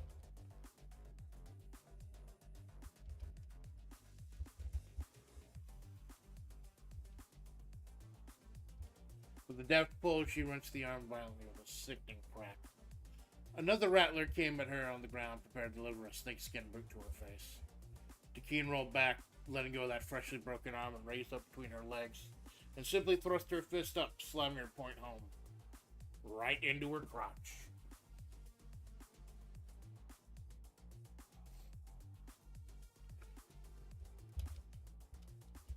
Sliding up. Boy.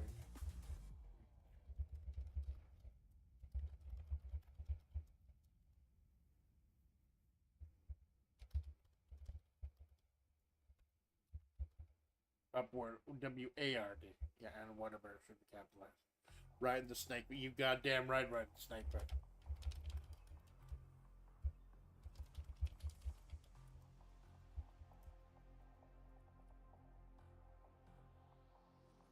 For momentum going.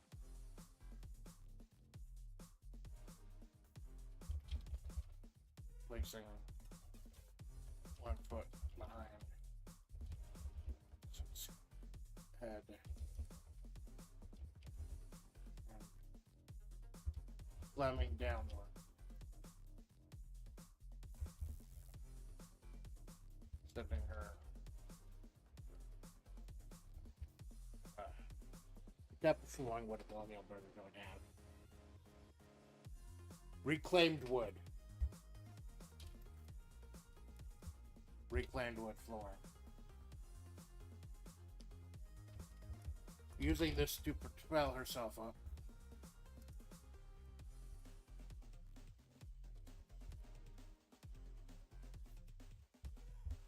Forward. In.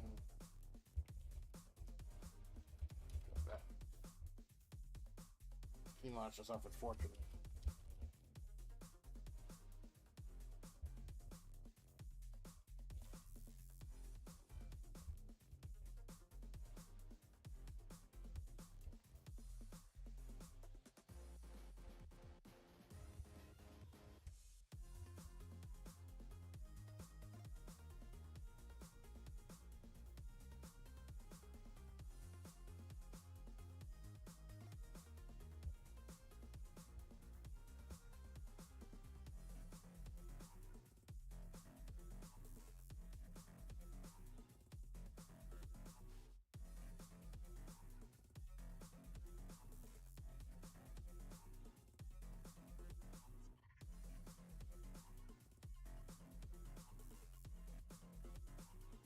Sliding up gracefully to her feet, the water bear. Basically, she's doing. I didn't know how to better describe it. She's doing Seth Rollins' stomp. Yeah, this background I have in wrestling really helps write fights. I don't do a lot of fight scenes, but when I do, it really does help. Using the to propel herself forward, sliding gracefully up to her feet, the water bear kept her momentum going, placing one foot behind this woman's head, slamming downward, sending her face first into the reclaimed wood flooring. Using this to propel herself forward, Takeen launched herself at fortune, only for the morbidly obese Gorgon to grab the server and a mouse out of the way of a thing, barely 90 pounds, and hurl the server at her like a rag doll. Basically, Fortune is trying to force a ref bump. For lack of a better word, she's trying to force a ref bump.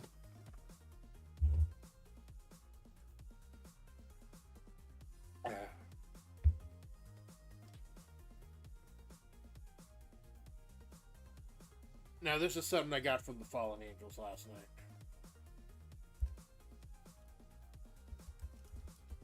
With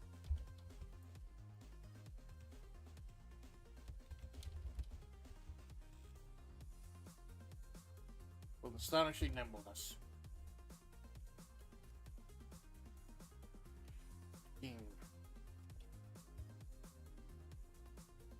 Her by the shoulders.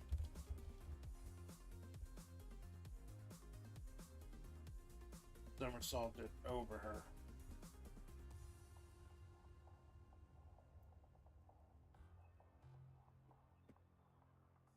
Right over her.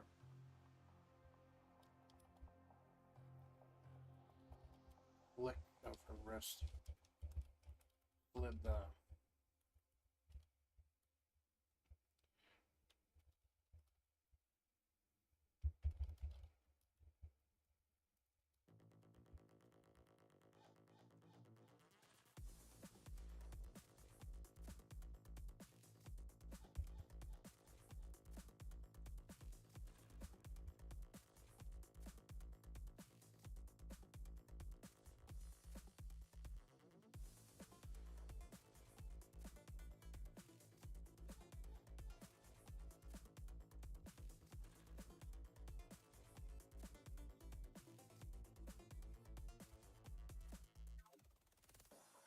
yeah, so she did a somersault over the server.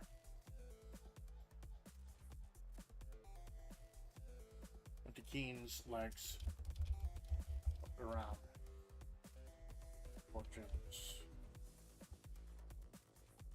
neck. Because she's huge. Because she's massive.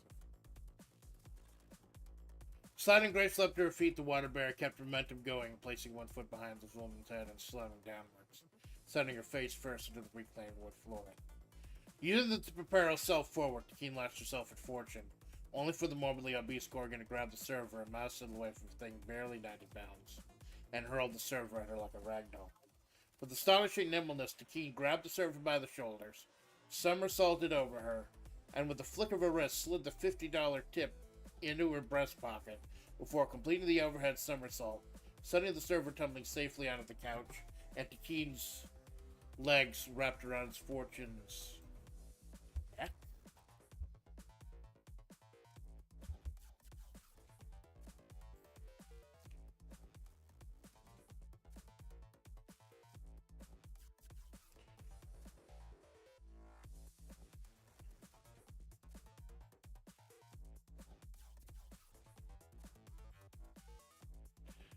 How would Fortune respond to this?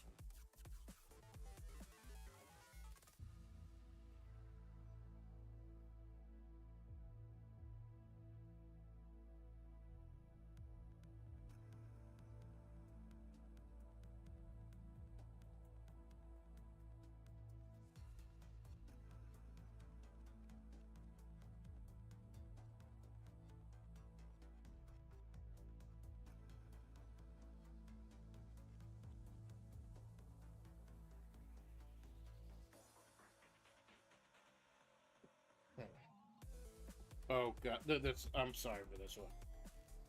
I'm sorry for this one. I am. But I try to let the characters breathe, and this is exactly what Fortune would do in the situation. Fortune. Now, oh, they're playing my favorite song, too. This is my favorite song on the soundtrack, tell me. Fuck. Fortune. King's shock replied, not by trying to break the hold,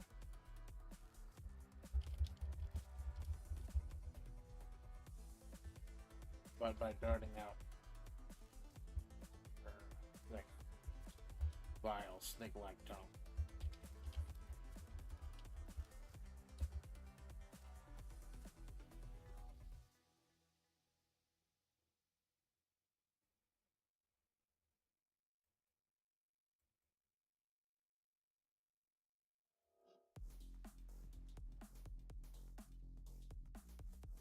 He tried to lick Keen's crotch.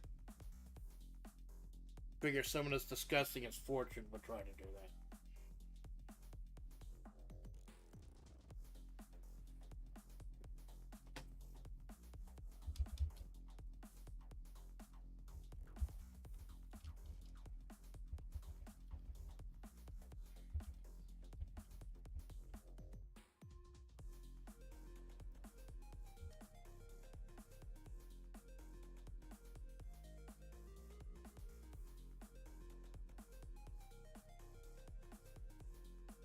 Powerbomb's supposed to capitalize.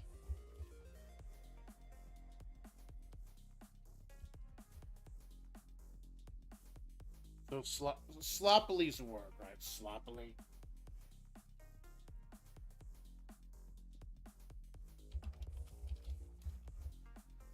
I think it's Gansobon I'm looking for. It's a Gansobon.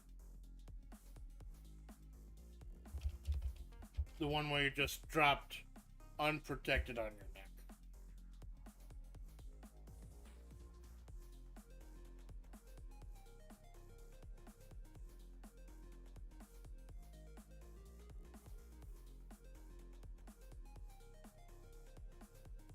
No, that's more of the belly to back.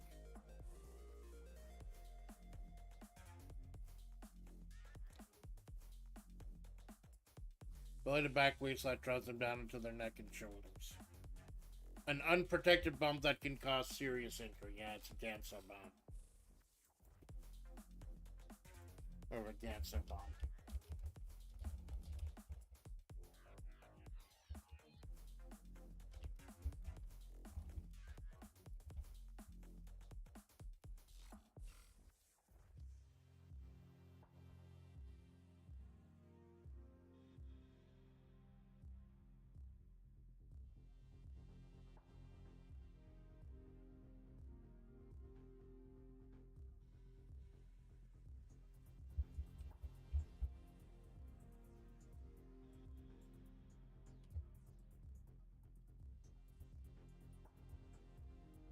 How fat would she be?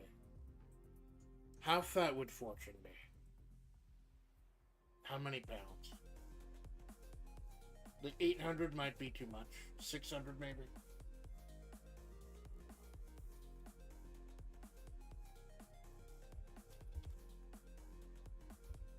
Let's make it 666 just for the hell of it. Not specifically say 666, but I'll bring it up later in the story if necessary.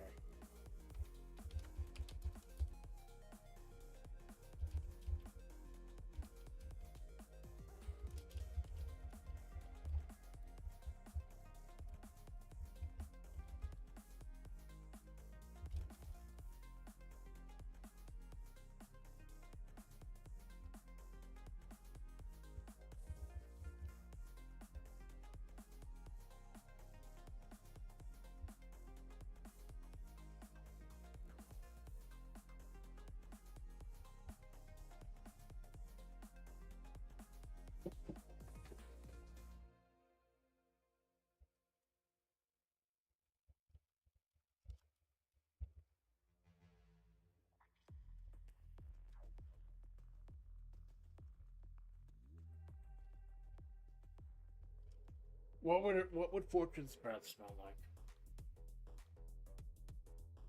What would a disgusting, vile, evil fucking snake woman's breath smell like? What would venom smell like? What does snake venom smell like? What does snake venom smell like?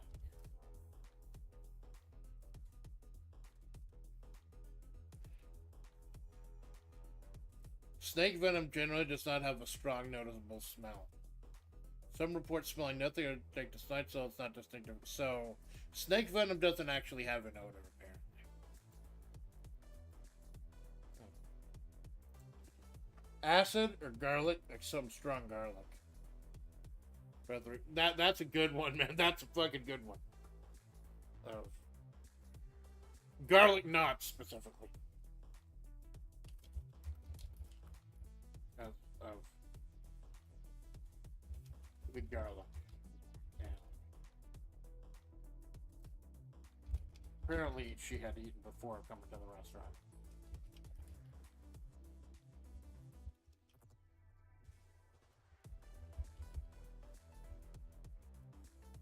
Because she's fat.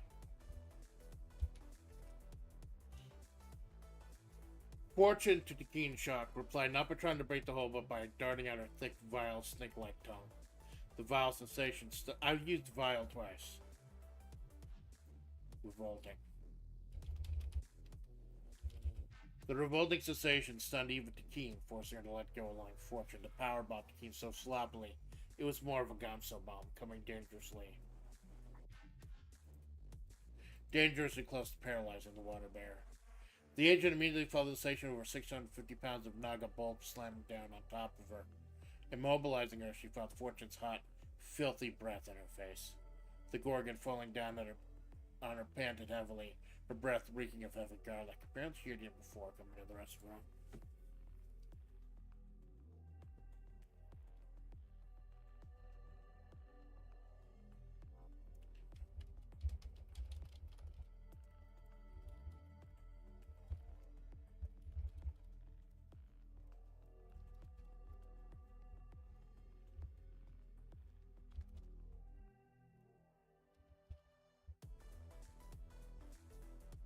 With all these strange characters, with shades of gray like Takeen and Sandy and Juliet Romero, I want them to kind of have shades of gray, not just necessarily be evil characters, but have their own motivation stuff. Fortune is supposed to be straight evil. Fortune is supposed to be that one bad guy, you know, like irredeemable, just like you can use her as a villain.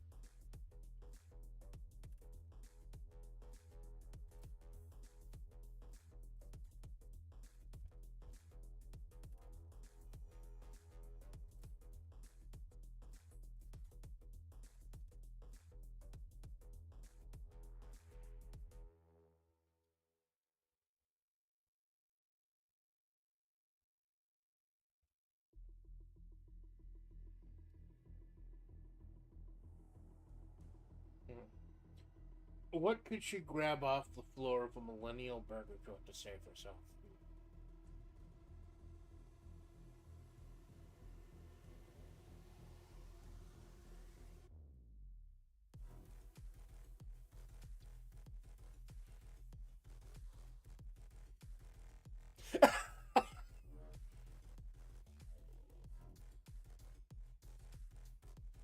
I got it.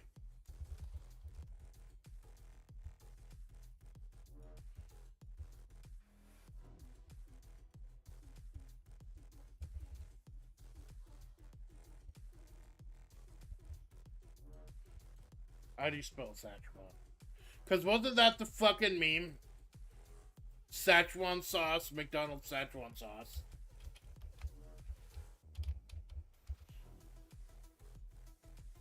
So a trendy millennial burger joint probably would have Szechuan sauce. Even though I don't think it actually worked for burgers, they'd have it just to say they fucking have it.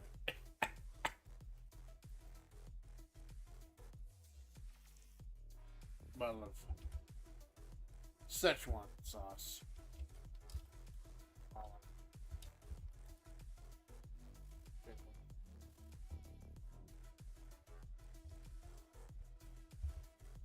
Fighting a fucking millennial burger joint.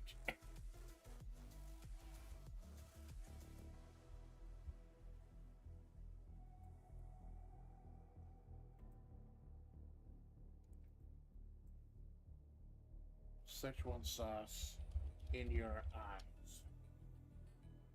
What happens if you get Szechuan sauce in your mouth?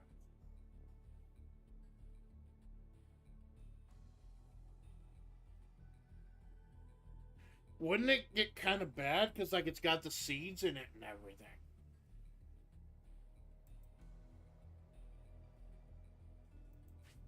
What happens if you get Szechuan sauce in your eyes? You may experience burning and irritation. It's important to rinse your eyes thoroughly with water to alleviate the discomfort. So, if it's Szechuan sauce, it's gonna fuck her up.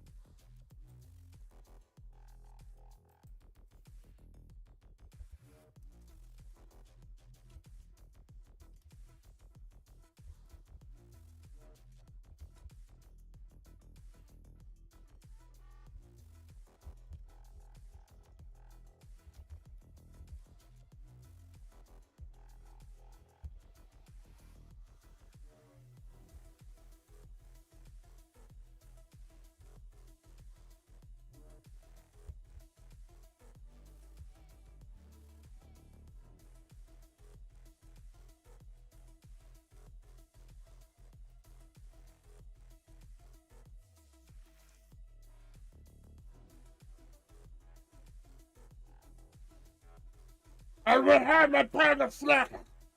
Fortune vomited out. And I think I start with that smart little tongue of yours. He said as her lips almost touched Keen's, attempting to bite her tongue clear off. Keen, in desperation, grabbed a bottle of Szechuan sauce that had fallen. Where are the fucking... I bet the managers have bolted by now. Like, whoever runs this purgatory. They're fucking gone. They've hit the fucking road at this point. Tempted to bite her tongue clear off. Keen, in desperation, grabbed a bottle of Szechuan sauce that had fallen off one of the reclaimed tables, spraying it hard enough to dislodge that seed that had gotten stuck in the nozzle, and driving the sauce directly into her eyes and open mouth.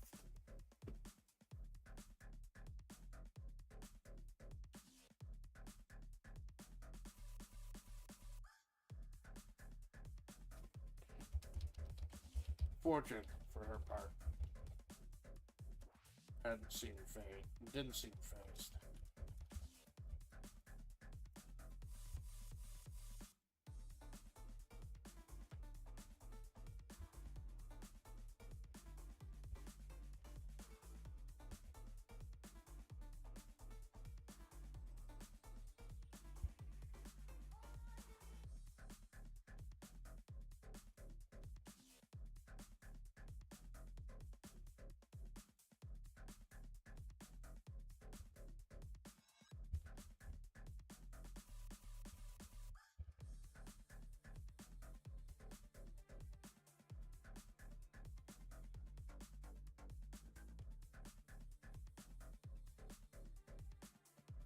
Alright, it's not good or anything, she belched out. You know how many times I've been pepper sprayed? Do you know how many times I've been pepper sprayed? She gets kicked out of a lot of fucking places. Shit, that's why they have the clover leaf. Because they can't kick him. Like, I figure Fortune probably owns the clover leaf. Or stole it from someone.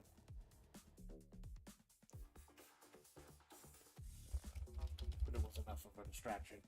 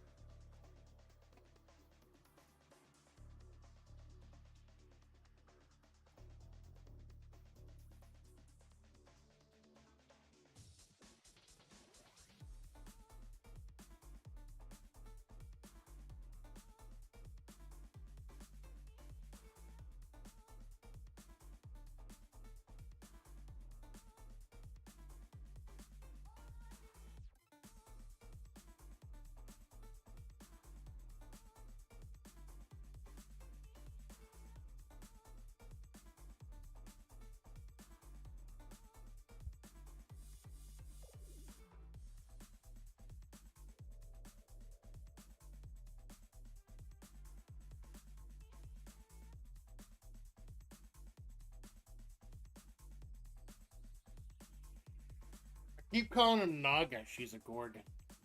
Is there a difference? Is there a difference between a Naga and a Gorgon?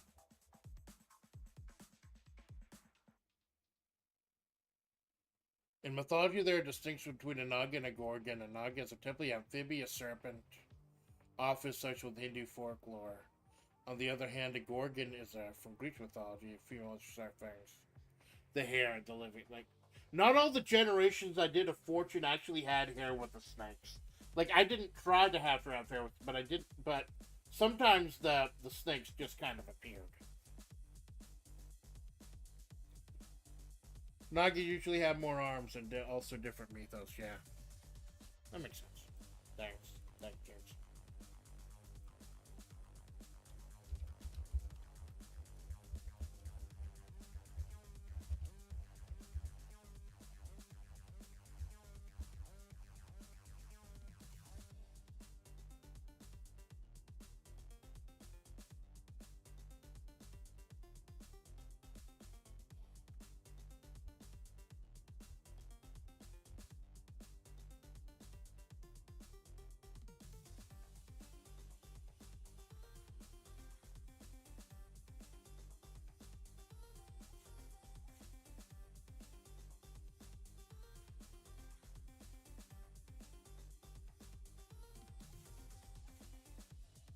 Yeah, Alpha's there. Alpha, of course, Alpha's gonna be there. Because Amanda's dying right now.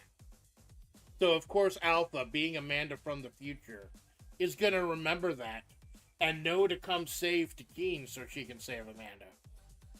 Without actually saving Amanda herself. So as not to fuck up the timeline really. But, like, she has spoken to and communed with Amanda before, but Amanda doesn't know that Alpha is Amanda from the future. So she's got to try to be as indirect as possible.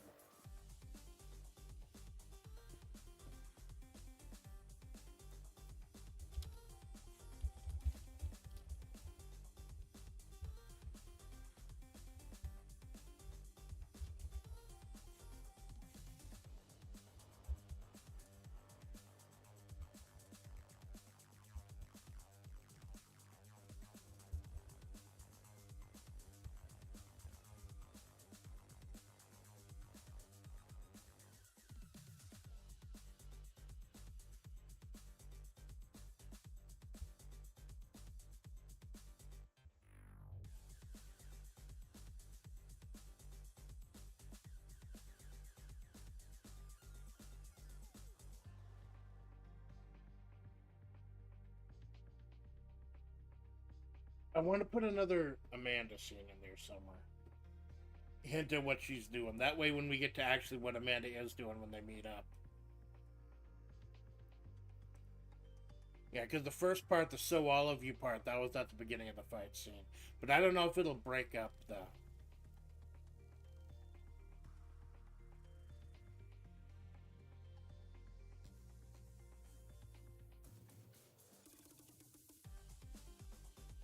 Yeah, I'll put it here.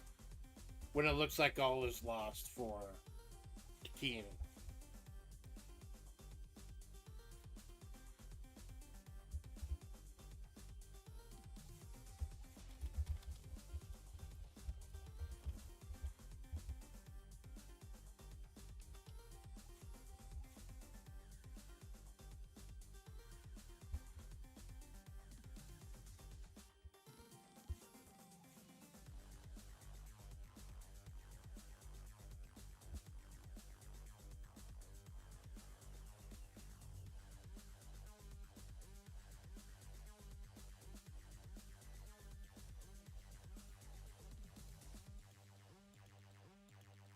Yeah, not only the being trapped by fortune, but to add to the agency that something horrible, that something is happening with Amanda, and either she's monitoring her vital signs, she needs to get down there immediately.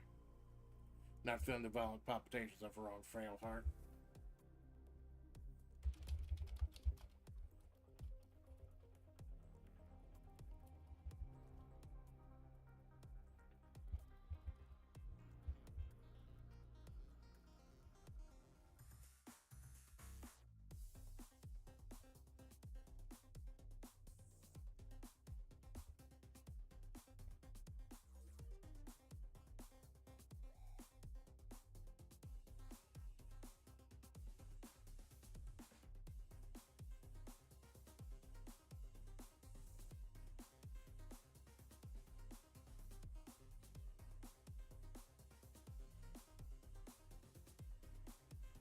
Not a good idea to bring a gun on a vision quest, I guess.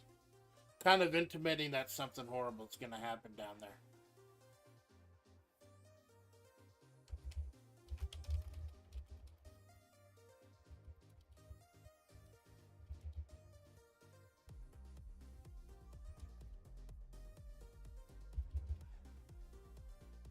Sweat cascaded down Amanda's body as she stared unseeingly forward, not feeling the violent palpitations of her own frail heart. She stared around, glancing up the air for a moment. Amanda reached for the gun at the small of her back, placing it on the hilt for comfort. Yeah. I think I'll go with you. I mean, you just make the most sense. So she's hallucinating something fucking horrible's going on down there. She's palpitating, and she's got a fucking gun.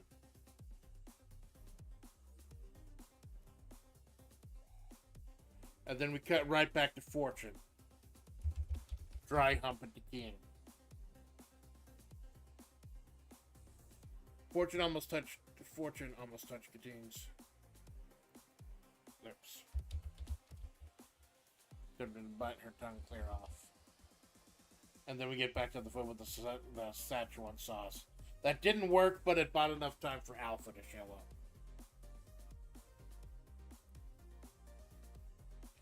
It's not gonna do anything, she belched out. You know how many times I've been pepper sprayed. But it was enough of a distraction, but just in time she finally felt Fortune bulk being lifted off of her. Quite literally, as when Takine finally made her way to her feet, she was greeted by the sight of a 660-pound mound, not mount, mound, D with a D, of Gorgon fat being casually lifted by 700 pounds of adamantium hard muscle. Alpha's pecs barely pulsed as she hefted Fortune off with the secret agent. The muscle-bound behemoth clad in the same track pants and sleeveless top Amanda wore at this very moment as she thrashed about underground. Alpha, with those shelf-like pecs of hers, obviously filled it out far better.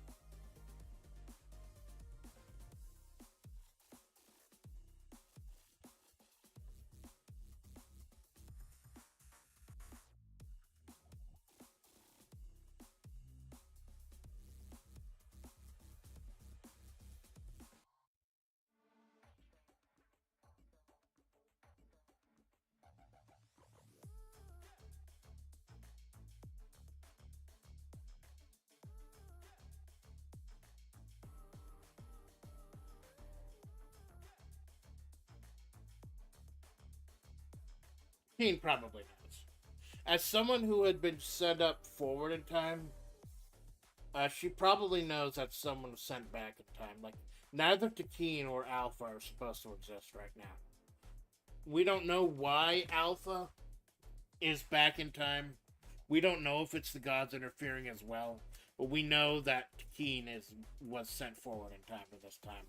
And we know that it's no coincidence that people were sent both forward and back to the exact same time. So whenever this is, it's got to be something very important happening at this exact point in time. And it's all focusing around Amanda.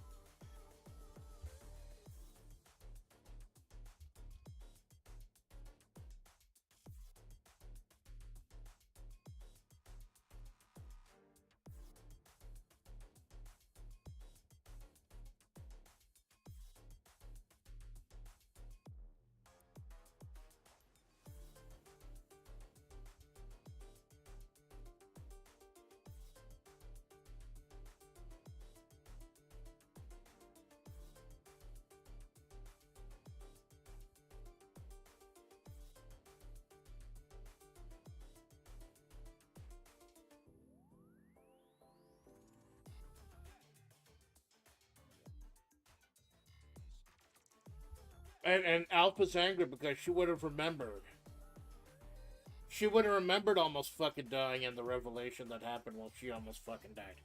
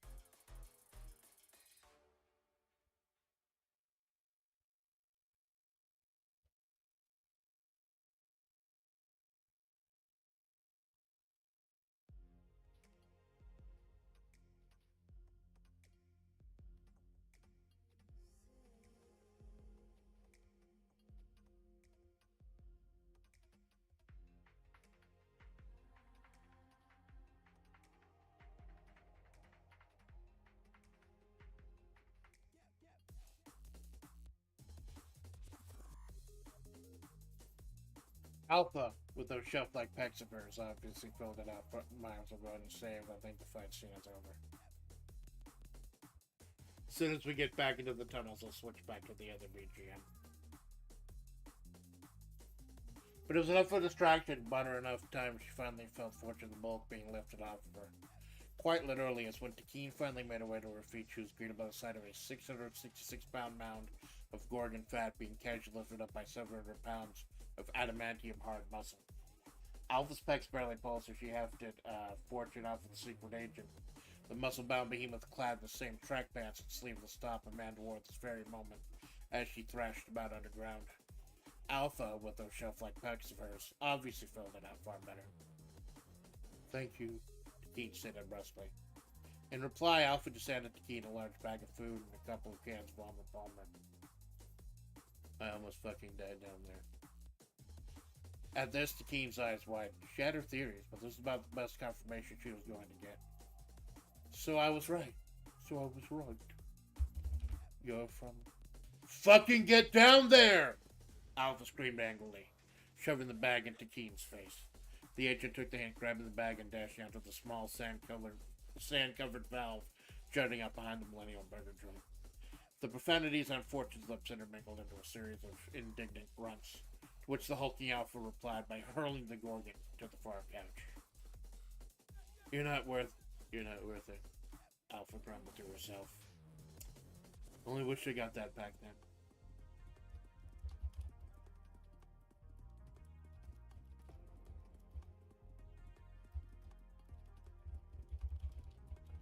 Save myself so many brain worms. So yeah, Alpha's not gonna fucking kill Fortune Faded. She's like, it's not worth it to fucking feed the trolls. It's not worth it. But she does wish she'd learned that earlier. How much we got the soundtrack left?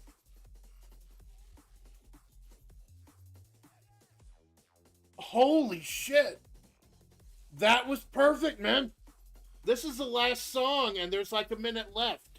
That was fucking amazing. Like, we literally got through the entire Fights and Trite Space soundtrack during this one fight scene. And we got through, like, all the entire soundtrack with just, like, 1 minute left. That's fucking perfect. Holy shit. Salute.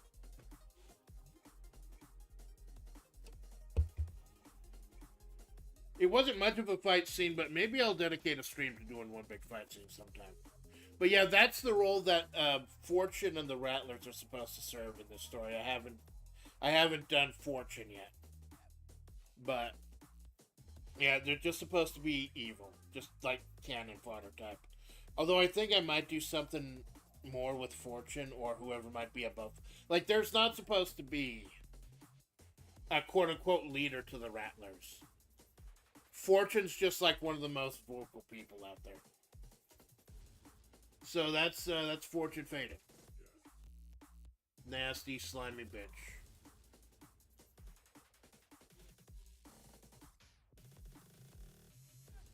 It's funny, I go to delete this picture, and it says, confirm, remove. OBS says, are you sure you wish to remove Fortune? And I'm like, oh dear God, yes, I fucking do.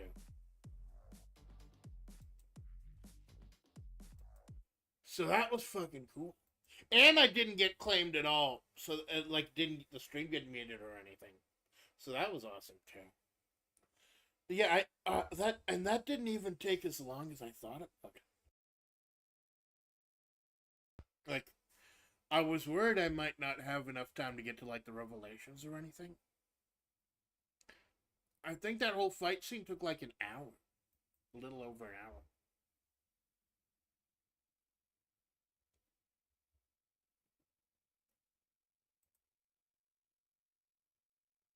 Muhammad and...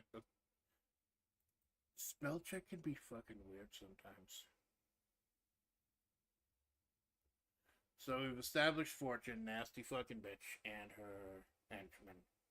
Now, like I said, we knew that eventually Takeen would have kicked all their asses, but adding Amanda fucking going nuts down there added agency. Like, not only did she have to win the fight, she had to get the fuck out of there. And fortune surprised her with, like, the absolute fucking depths of evil and depravity she would go to. And who's to say what would have happened if Alpha wasn't there? If Amanda from the future didn't remember what happened on this day to Amanda from the present? Would Takeen have been too late to save her? Begs the question. Like, again, what is Alpha Splatts'? Because nobody knows that Alpha is Amanda from the future except the reader, and now Takeen has that confirmation. But I figured Takeen would know because she is from the past. She'd probably notice someone else who is out of time. Alright, so that takes care. Now we can actually get back to the revelation. I'm surprised. I'm pleasantly surprised that that didn't take horribly long.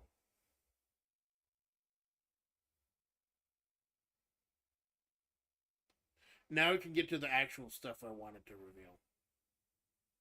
Unfortunately, probably isn't going to be a story where Amanda actually does something. Like, I want to do a story where Amanda's actually the hero for once, because it's a lot about her and a lot about the people in her periphery. This story probably isn't going to be Amanda, but we also need to establish her as a character.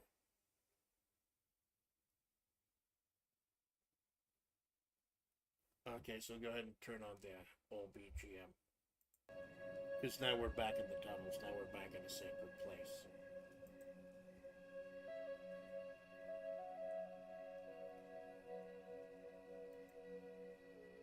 And turn it on for me too, so I can listen to it while I write. Royalty-free music, by the way, from Pixabay. Called Old Tolchaco Southwest Native American Indian folk music. And we've left the fucking millennial burger joint and we're back to a holy place.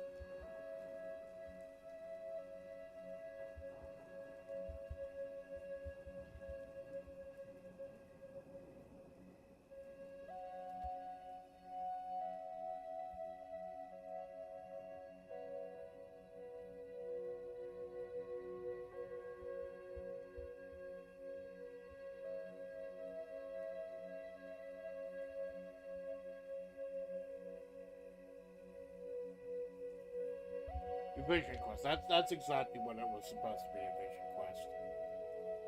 Although I think describing what it was as opposed to just calling it a vision quest kind of helps understand what it is.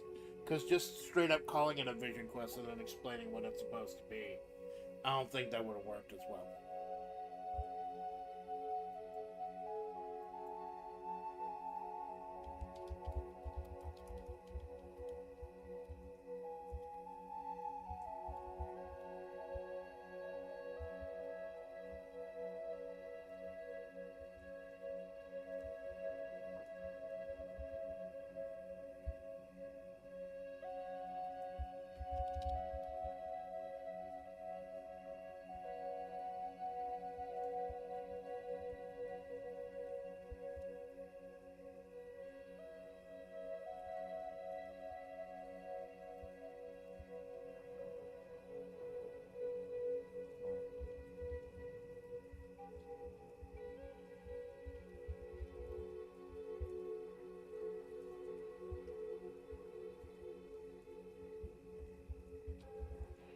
Small roundabout like Central Hub. Once a sacred place, a network of sacred places now picked to clean my time.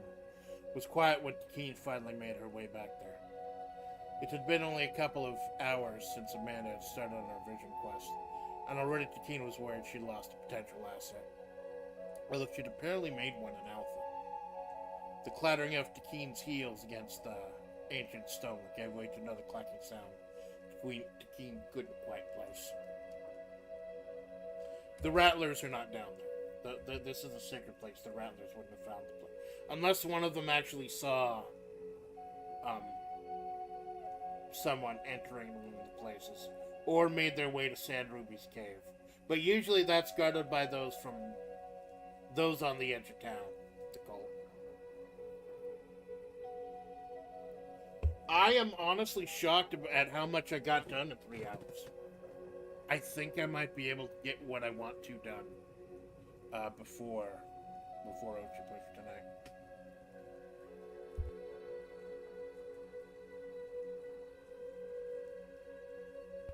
I don't want to do another break so soon. Because I feel like the flow is like getting to an important place.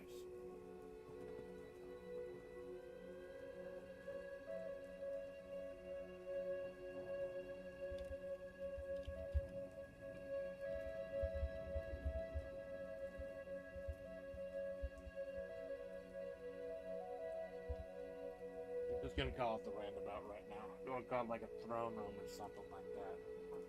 Or the central hub.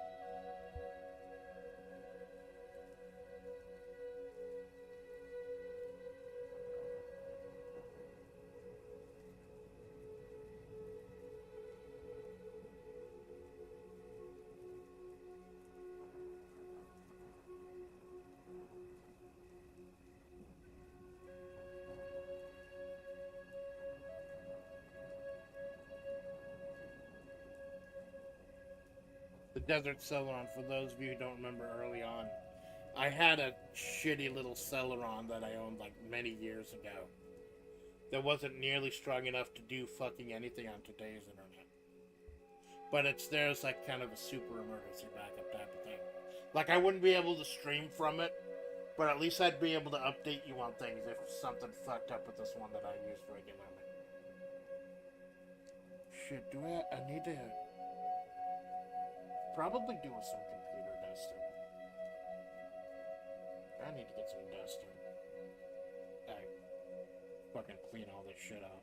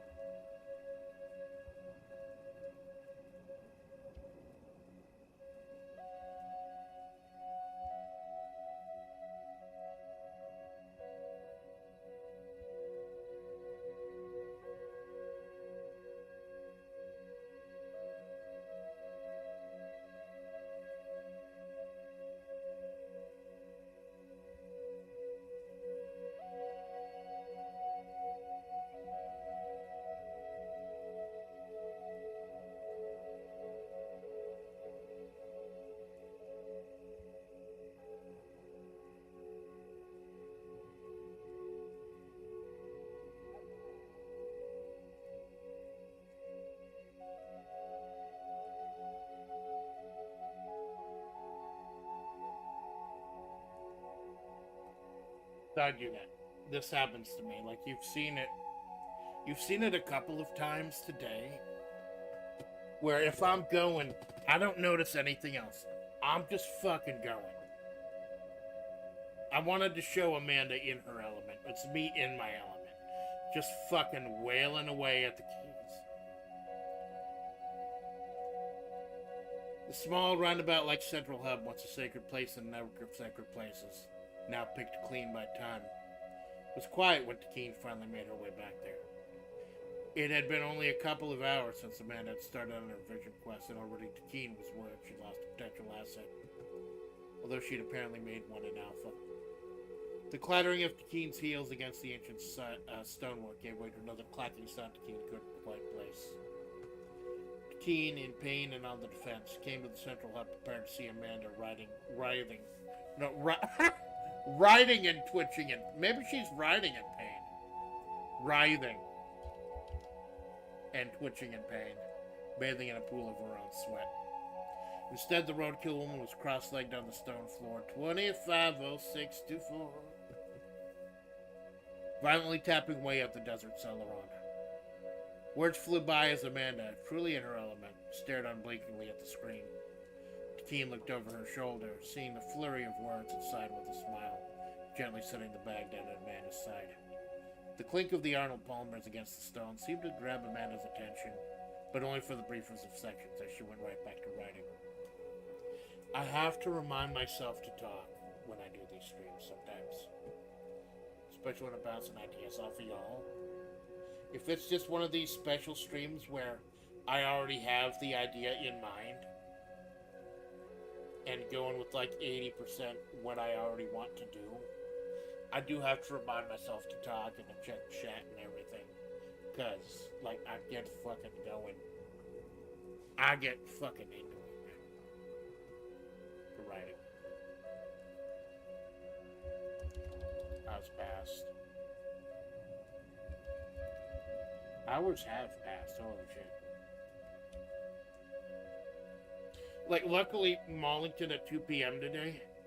I'm not streaming my end because Oshi Push is Tabletop Simulator. It's a little too chunky to stream.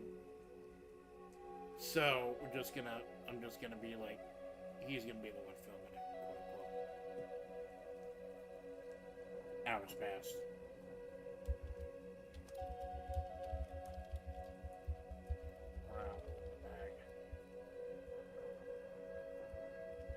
Onion rings. And a large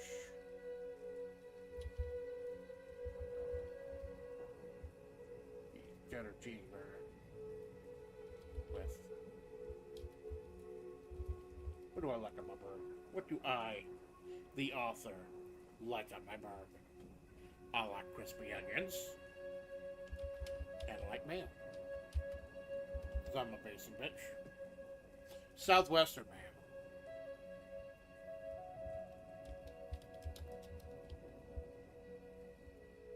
All of that for this one line.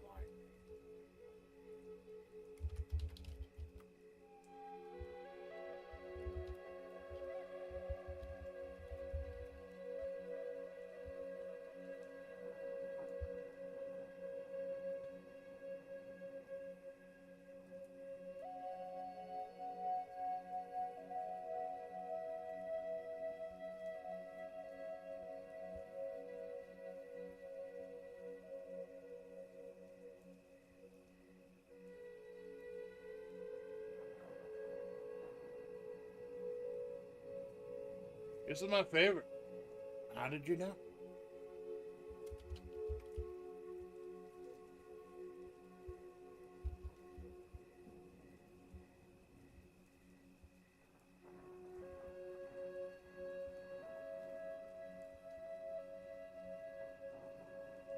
Hours passed. Eventually, Amanda fumbled around in the bag, pulling out some onion rings and a large cheddar cheeseburger with crispy onions and southwestern mayo. Taking a bite, Amanda finally looked over at Takeen, a look of surprise washing over her face. This is my favorite. How did you know? Takeen just sighed, finally letting the tension of the day go. I have my sources.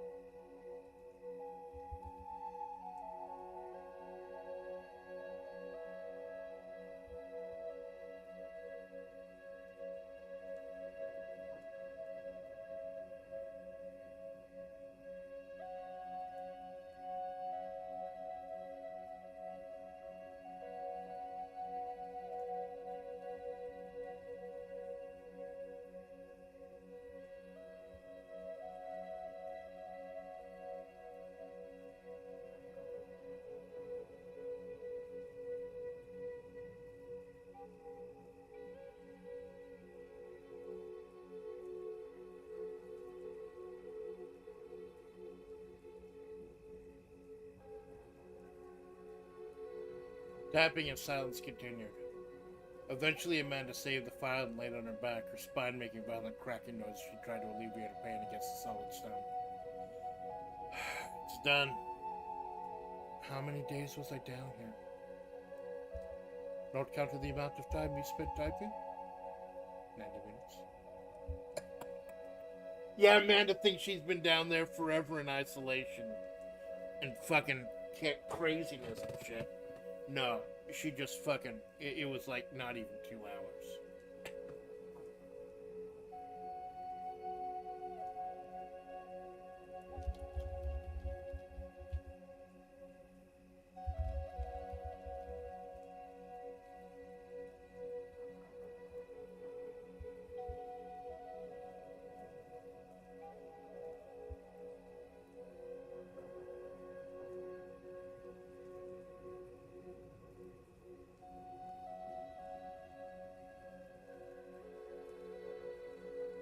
Not counting the amount of time you spent typing?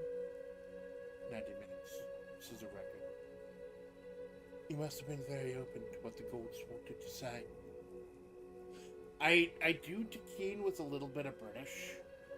I'll tell you now, because I don't think it would naturally, organically come up in the story. But I figured Takeen spent a few years in college, like a British college, before returning back to Mahavre and fulfilling her role as a what. So it's not like this was like the 14 or 1500s or something. Like, I think maybe she's from like the 1950s or 40s or something. Don't quote that yet. Don't quote it until it actually gets fucking written out. What the gods wanted to say. Plus, she's in a separate place, so.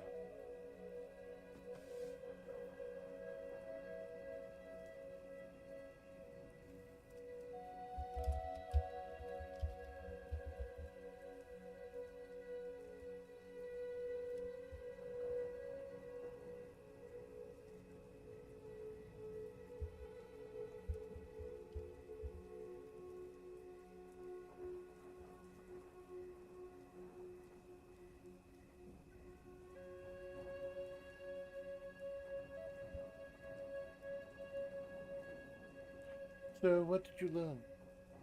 Was Sandra be lying to you about being like an armadillo? Or a coyote? Or a wolf?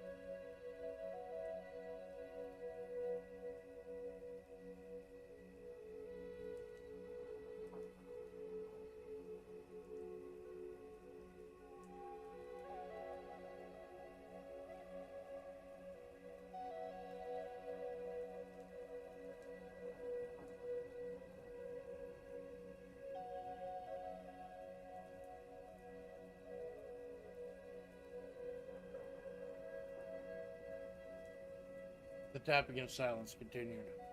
Eventually, Amanda saved the file and laid on her back, her spine making violent cracking noise as she tried to alleviate her pain against the solid stone. It's done. How many days was I down here? Not counting the amount of time you spent typing? 90 minutes. This is a record. Must have very open what the gods wanted to say. So, what did you learn? Was Sandra be lying to you about being an armadillo or a coyote or a wolf? Surprisingly, no. I saw them. All of them. There was a coyote there. There was a wolf there. There was an armadillo there. There was a cobra there, and a bighorn sheep, and a bobcat, and fuck, there were so many fucking many of them there. And I asked, yeah, oh, fuck, it kind of makes sense now. Amanda sat up, finishing off her armor palm and politely stuffing all the grabbing into her backpack as the keen gave the roadkill girl her full attention. Roadkill stew. That's what they call me when I join FlaVR, isn't it? That's my flavor, quote unquote. They were right. There are little bits and pieces and chunks of all those animals splattered across that road. They just kind of mix and mingle together when they're ground into the pavement, seasoned with the grime from the tires. There's so many dead on that highway. So much death.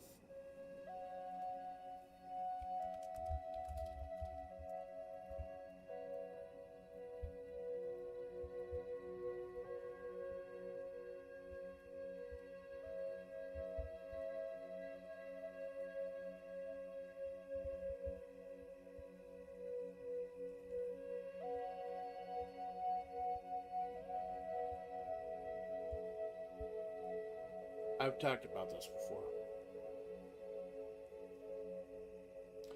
The Amanda Splatts you see is an amalgamation of old ideas, old characters, that I never brought to fruition. Kind of clothed as one character who I somewhat brought to fruition. One of these days when I decide to go ahead and reveal my past life, a lot of things are going to make sense, but I don't know if I'll ever have the balls to do that. I don't like who I was. And that'll actually ruin who I am. But just know that Amanda is an amalgamation of old characters. So it just made sense that she has roadkills too. That she is an amalgamation. She's not just one creature. She is the desert. She is the desert. And results of a long attempted writing career. Yeah, exactly, Toss. Exactly.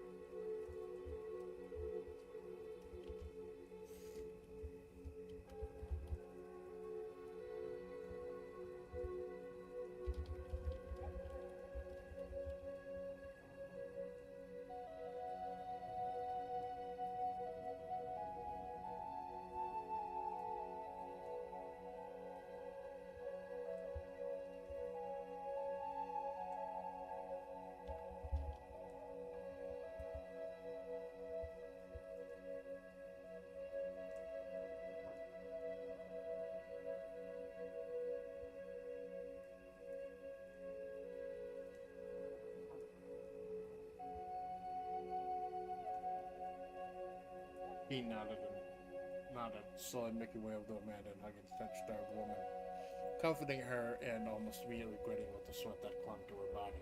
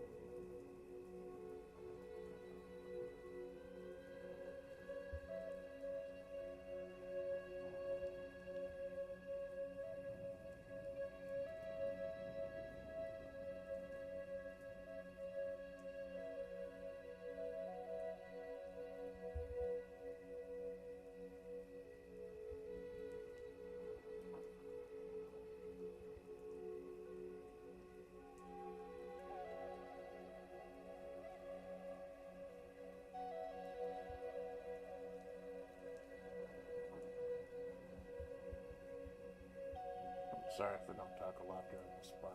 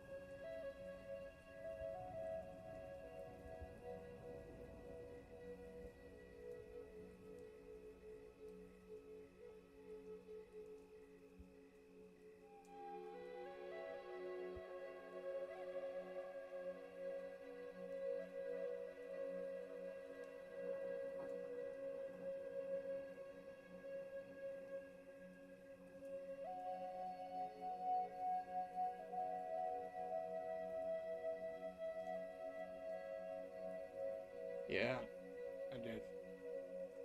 There was this majestic eagle who had lost her way one night. Found herself on the road trying to have a conversation with some buzzards. When the truck came, the buzzards nudged her into it.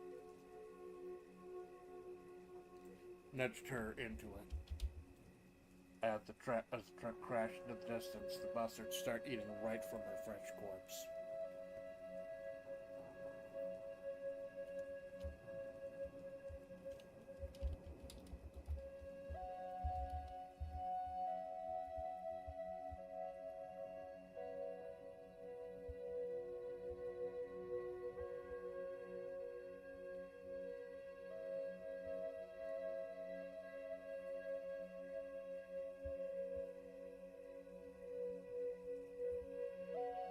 An eagle. Technically, Amanda's roadkill. Technically, Amanda's an amalgamation of the things that had died out there in that stretch of the road. But the vessel was an eagle. The vessel was an eagle. And I feel that makes the most sense with Amanda carrying a desert eagle. Myoshi marks being the desert and an eagle. And Amanda, this is forecast from day one with her listening to the Eagles. And on her debut, Amanda sang the Eagles, Doolin Dalton, Desperado. Doolin Dalton / Desperado reprise. It all comes full circle.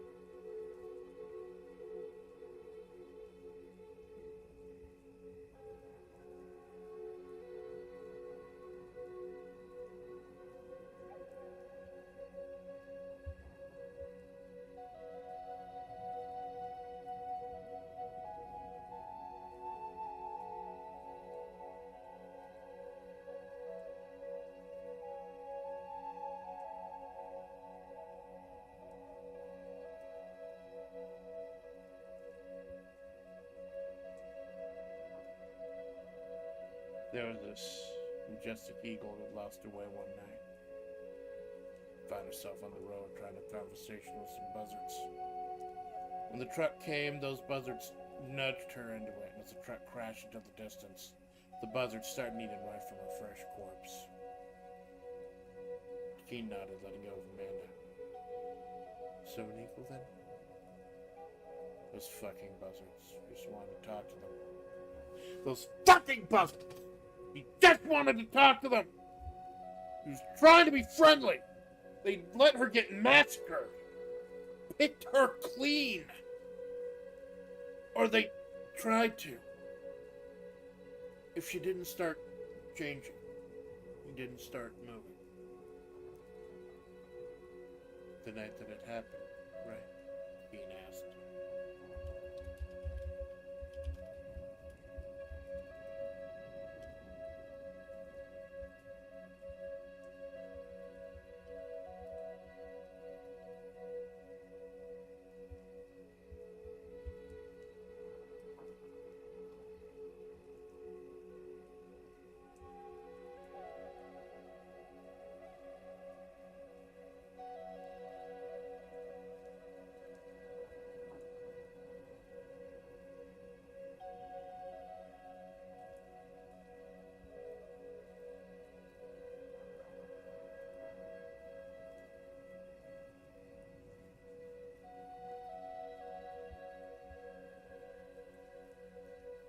And that's why she was reaching for her gun.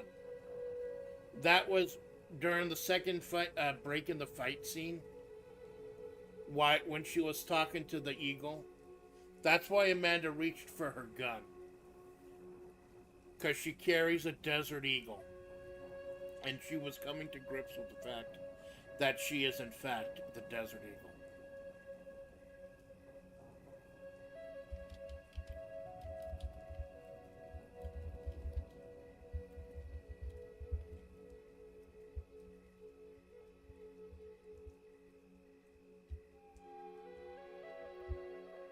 The night that it happened, right? Keen asked. I'm an amalgamation of a whole lot of things that died on that road. But the vessel was that eagle. So I figured I would do her justice there, because she's an eagle, right? Besides, I carry around a desert eagle, and that's my oshi marks, and I listen to it. Right?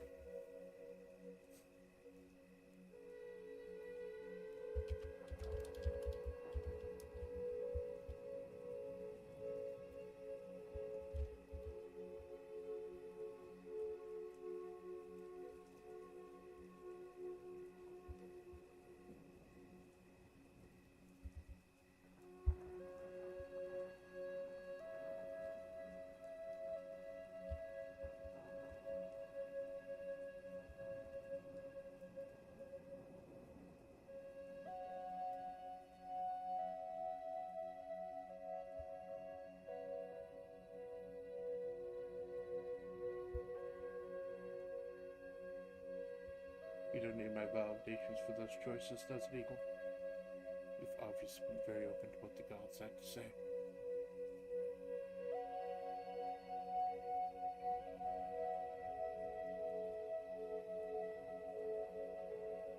It's time to start wrapping the story up.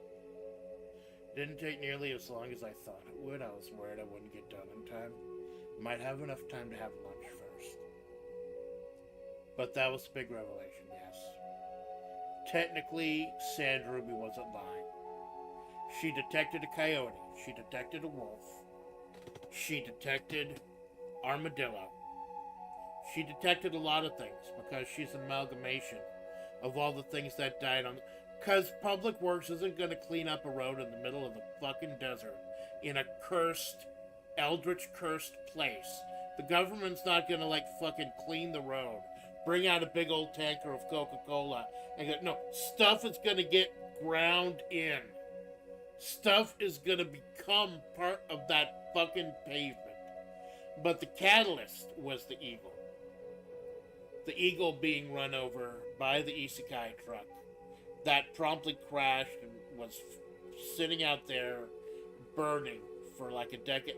The buzzards, if I remember when Amanda met Sand Ruby, there were buzzards out there, sitting out there. When Amanda met Sand Ruby, the definitive story about how Amanda met Sand Ruby, there were buzzards there when Amanda malformed as she was. And that just kind of ties everything back together. You've obviously been very open to the gods, I have to say. Proud of you.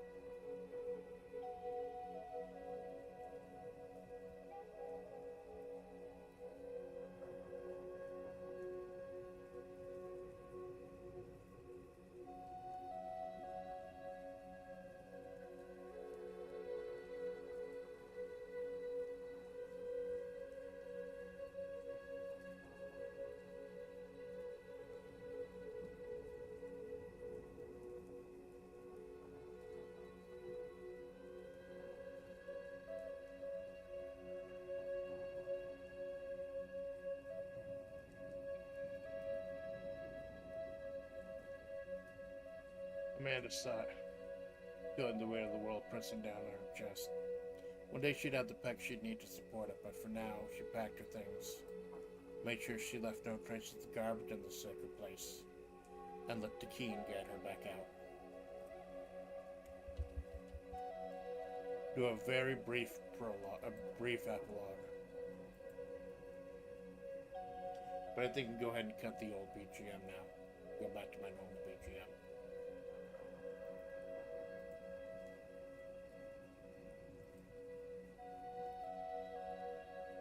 Because we're getting back to quote-unquote normal.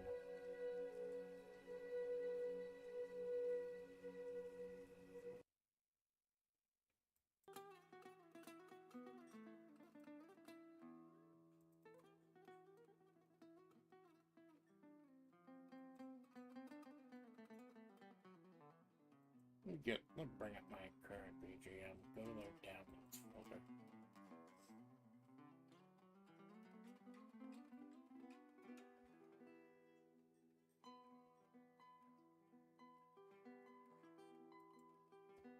Spanish guitar. 208363. Very good. Thank you. Thank you, Zaz.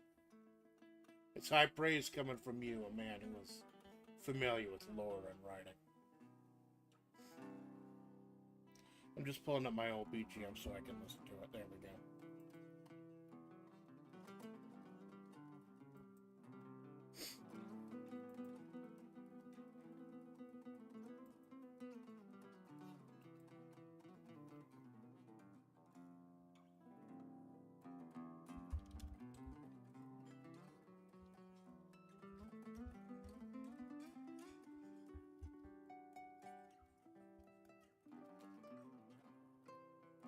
Desert Eagle the flavor. Everyone dies, we all leave a mark on our own way. You're in some of those marks left on that road. Exactly. Exactly, Zos. It's like you've heard the saying, you're not just one clown, you're the entire circus. Amanda is not just one animal, she's the entire desert. And now, hopefully that explains why she's so important to the story. Why Amanda, of all people? Why this frail, bony, Menhera desert bitch? Why is she so important? Because she carries the soul of the desert with her. In a way.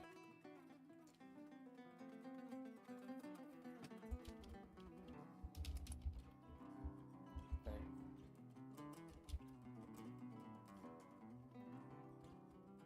It was a good 120 degrees.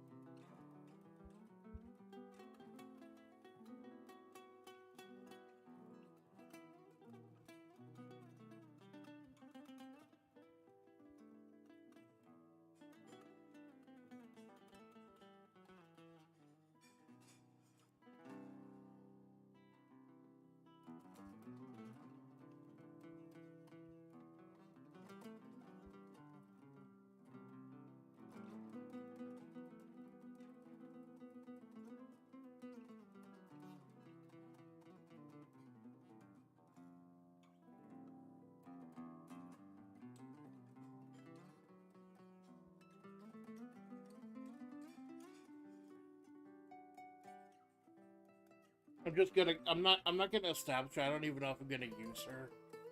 For now, I'm just gonna call her the canon name.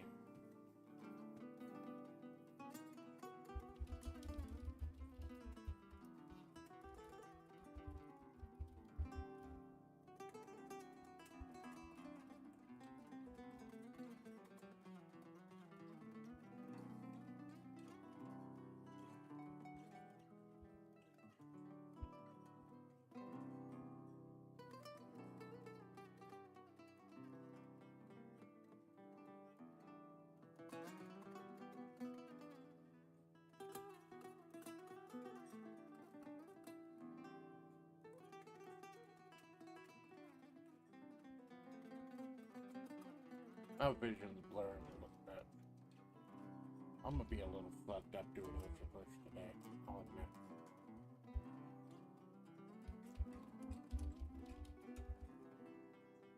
Well, she's so frail. Bird boat. Maybe. That and she's 6'6" because she was splattered across a pretty long stretch of that fucking alley. It was the middle of the day when Takeen led the Desert Eagle of FlaVR out of San Ruby's cave. It was a good 120 degrees out there, so even those on the edge of town were thinned, save for the cannoneer. Amanda glanced at the former Red Desert Army soldier, this auburn-haired cultist who just stared at her and shrugged her shoulders. Amanda, confused for a moment, replied simply by giving her a thumbs up. The cannoneer nodded, shambling off into the distance. As ever faithful soldier, even in this state, Amanda thought. No wonder General Hasselhoff ever spoke so highly of her time with you. Now that we've got the Rattlers as kind of a generic villain group, kind of cannon fodder for fight scenes and shit, I wanted to humanize those on the edge of town. Kind of reveal that, yeah, they were people once. They were people broken by the war and broken by circumstances. And I specifically want to do, if I ever decide to go deeper into General Bun Bun, I kind of want to explore the Cannoneer as well. So instead of Reg Leg, who only had like a cameo once, it's kind of a jump scare. I'll see if I can gen out something for the Cannoneer. Oh, by the way, that idea for the new character that was going to appear in the burger joint never happened. I had an idea, it didn't seem germane, I was going to be like the manager of the burger joint. It didn't happen. Didn't need him. Don't need him at all. It should happen sometimes.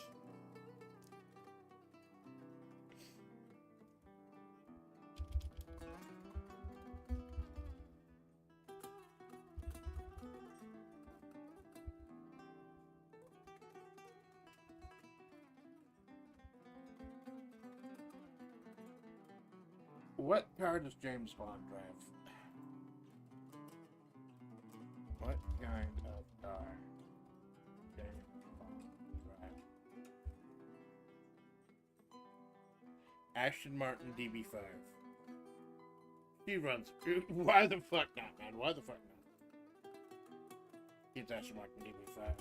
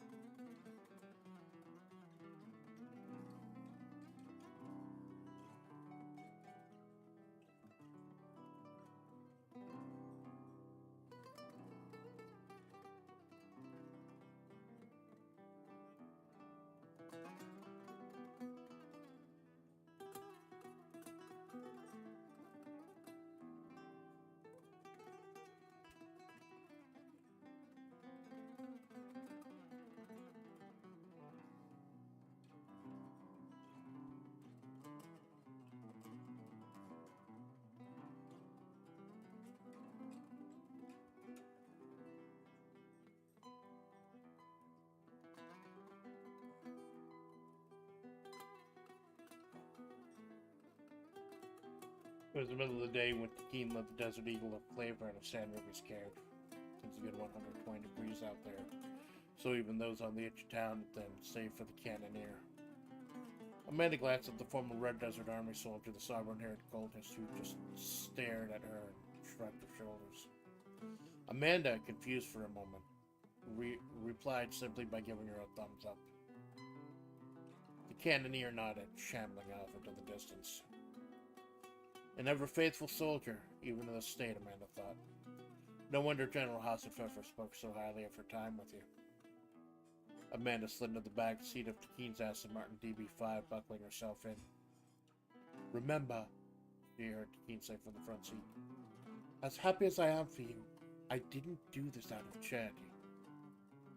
Yes, I'll help you find the water, Amanda replied, staring out at the desert sands as the Aston Martin made its way down the desert highway.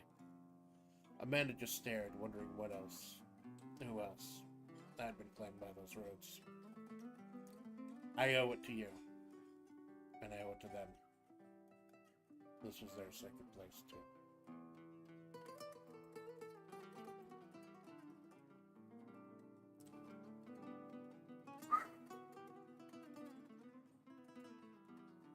I need a minute.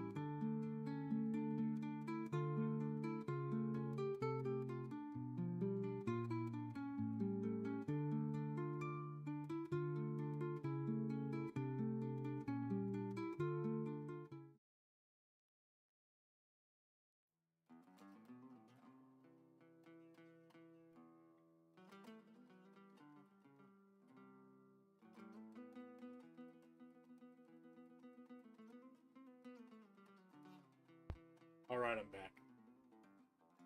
I really hope I didn't have double audio or that. I really fucking didn't. But that's fine, because I always read the story again at the end anyways. It all comes... It all came together, man. Everything comes together now. Amanda has a reason for being involved in finding the water. And she finally knows what she is. And it ties into the original description from the old sea scrolls in Mongolia that Amanda's flavor is roadkill still. There's a reason for it now. This is perfect. This is fucking perfect. So I did the little B.O.B. partially because I always read the full story at the end. Because when I showed the links to people, I give them the link to the story. Or the timestamp, rather, for when the story ends. Or not when it ends. When I fucking... I get a little flabbergasted, please excuse me. Whenever I finish writing something really good. I mean, it's probably shit, but I feel like it's really good.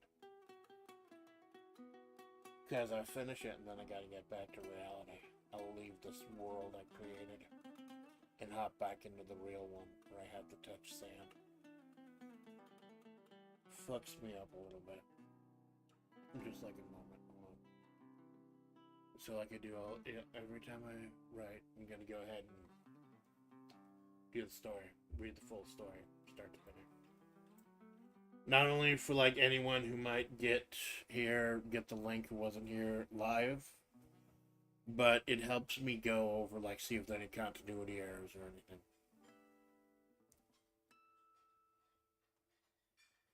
Okay, let's go. The old decrepit tunnels that ran underneath Mojave hadn't seen much use in the years, decades, centuries. It was hard to tell. Time was bent and broken here, since the water flowed freely. A network of tunnels carved by the hand of man, guided by the will of the gods who once strode beside them. Finding access points were no accident, but could offer safe passage to those who had access. Above, the sands themselves were infested with the taint of the Eldritch War all those moons ago, shifted and confused those trapped in Mojave, throwing them off of their destinations. But down here you could find your way relatively easily without need of complicated location services, like those embedded in Radio Free Mojave's broadcasts. You could walk safely down here, and to a point you still can. San Ruby's Cave, the primary entrance point. Many moons ago, the people of Mojave made pilgrimages through that entrance. Now the only people milling about were a cavalcade of long since broken people, clothed in black, babbling mindlessly with occasional fits and spurts of rapture or sorrow. Those on the edge of town. The cult of the broken. And as Amanda, dressed with the scalding desert heat for once in her life in track pants and a sleeveless top, went through a last set of instructions on her phone, General Bun Bun calmly and gently regards one of those cultists, an auburn-haired woman seemingly on the verge of tears. "Things are gonna be okay," she said gently. "We're gonna make things right. You trusted me back then. You can trust me back now, huh?" The cultist nodded, saluting, before becoming lost in her head once again and joining her broken brethren. Bun Bun just sighed and turned her attention back to Amanda. "She was my finest cannoneer," Bun Bun said mournfully. "Once the military moved in, there wasn't a whole lot of use for her. I mean, you get that, right, Amanda? You've been looking for a purpose ever since." Amanda nodded, shifting the old comfortable backpack she once wore to and from Desert Salt LLC, before she went full hikikomori and started working from home. "Yeah, I don't know what Sandy does with these people. I've been talking to her less and less. She's out and about more and more, apparently trying to get in touch with those other FlaVR members. Spreading the filth worldwide, is she? Rancid old cunt," Bun Bun spit out virulently. "Regardless, path is open. You say she's already down there?" "She apparently spends most of her time down there," Amanda replied, "mapping out those tunnels." "And you trust her?" Amanda nodded. I can't explain it, but I do. She knows things about this place." Bun Bun nodded, reactively straightening out her bunny ears. "Well, my grandkids aren't going to wait much longer. You be safe, okay, Amanda? Call me once you..." Amanda nodded, hugging the old general that a good 13 years ago or so took her to the Splatts reservation after San Ruby did whatever it was that stopped her from being another statistic in the middle of the road. Oh my god, the more I read this, the more there are ties to the end and the beginning. Oh my god, I freaking love this. Saying their goodbyes, Amanda ventured into the cave, finally getting a good look. Oh, okay. Finally getting a good look at whatever San Ruby had been hiding in plain sight this entire time. That's part of the reasons I read the story at the end for proofreading as well. Bypassing an offshoot that was obviously meant to be San Ruby's personal dwelling, Amanda made her way underground, turning on a small pocket light on a shoulder strap. These tunnels were beautiful ones, like the people who traveled through them. It was something like a sewage maintenance tunnel, with walkways next to the waterways. Did water really flow through here once? Amanda thought. Amanda had only known Mojave as a desert. It's hard to imagine. A strange sight sucked Amanda into searching for the desert eagle in the small of her back. In these ancient tunnels, walkways of a holy place, the last thing she'd expected to see was a small, shimmering steel drone crawling across the waterway. The drone stopped, almost as if it acknowledged Amanda. She kept one hand on her desert eagle, but followed the drone as it led her through this one sacred place. The drone led Amanda to what must have been a nexus for several different pathways, a large circular area with several different entry points. In the middle of this aquatic roundabout, sitting cross-legged on the floor, concentrating on a small tablet, was Agent Takeen, the aquamarine-haired agent of the water bearers. Takeen kept her eyes on the tablet, even as she acknowledged Amanda. You're prompt as ever, Desert Eagle. Yeah, you keep fucking calling me that, Amanda replied. Just because I carry a Desert Eagle and my oshi marks are Desert and Eagle. Kind of. Fuck, I don't know. So what is this place? Sacred ground, Takeen replied. The water that once purified these lands flowed freely through here. Our organization, the Water Bearers, meant to keep it that way. We communicated directly with the gods, although that wasn't uncommon back then. I've been down here mapping out the tunnels and their correlation to the landmarks above. She idly indicated towards the drone, navigating with a few deft swipes, showed Amanda the tablet. A massive mapping of symmetrical waterways with a few handwritten notes indicating the Motel California, the Mojave Commerce Center, and more than one military outpost. Amanda nodded, slowly sitting down on the cold hard stone as well, moving her backpack and pulling out her little desert celeron. I'm ready to do this. I'll let you know, though, I haven't eaten in like 2 days. Takeen nodded. You weren't supposed to fast until this quest started, but all right. I was supposed to fast? Takeen sighed, standing up and looking down at the 6'6" bony Manhattan desert bitch. I severely hope your head is in the game, Desert Eagle. Or at least open to what the gods are trying to slip in there. I'm only doing this once. Amanda nodded. When I promise to do something, I don't half-ass it. I go in with my full ass. So, are there supposed to be, like, drugs or something involved? Normally, yes, mild hallucinogens. But for you, I'm pretty sure even that would kill you. So being alone in this place should be all the impetus you need. Normally we don't even allow water, but you. There's a few gallons in the corner. I'll be monitoring your vital signs remotely, but I'm not leaving this place. Still got a lot of mapping out to do. Come get you in a couple of days if there's no update. And Takeen coolly yet angrily regarded the old laptop Amanda brought along. Please try not to get distracted. This thing's got open office on it, and that's it, Amanda replied. I'm comfortable with typing on the thing. It's got a sunken-in keyboard and everything. Takeen nodded, brushing herself off as she made her way down the ancient waterway, disappearing with a brusque. Then I'll leave you to it. Amanda nodded, not completely on board with being alone in her head for a few days, but that was the point of a vision quest. To let the revelations come. Hold on.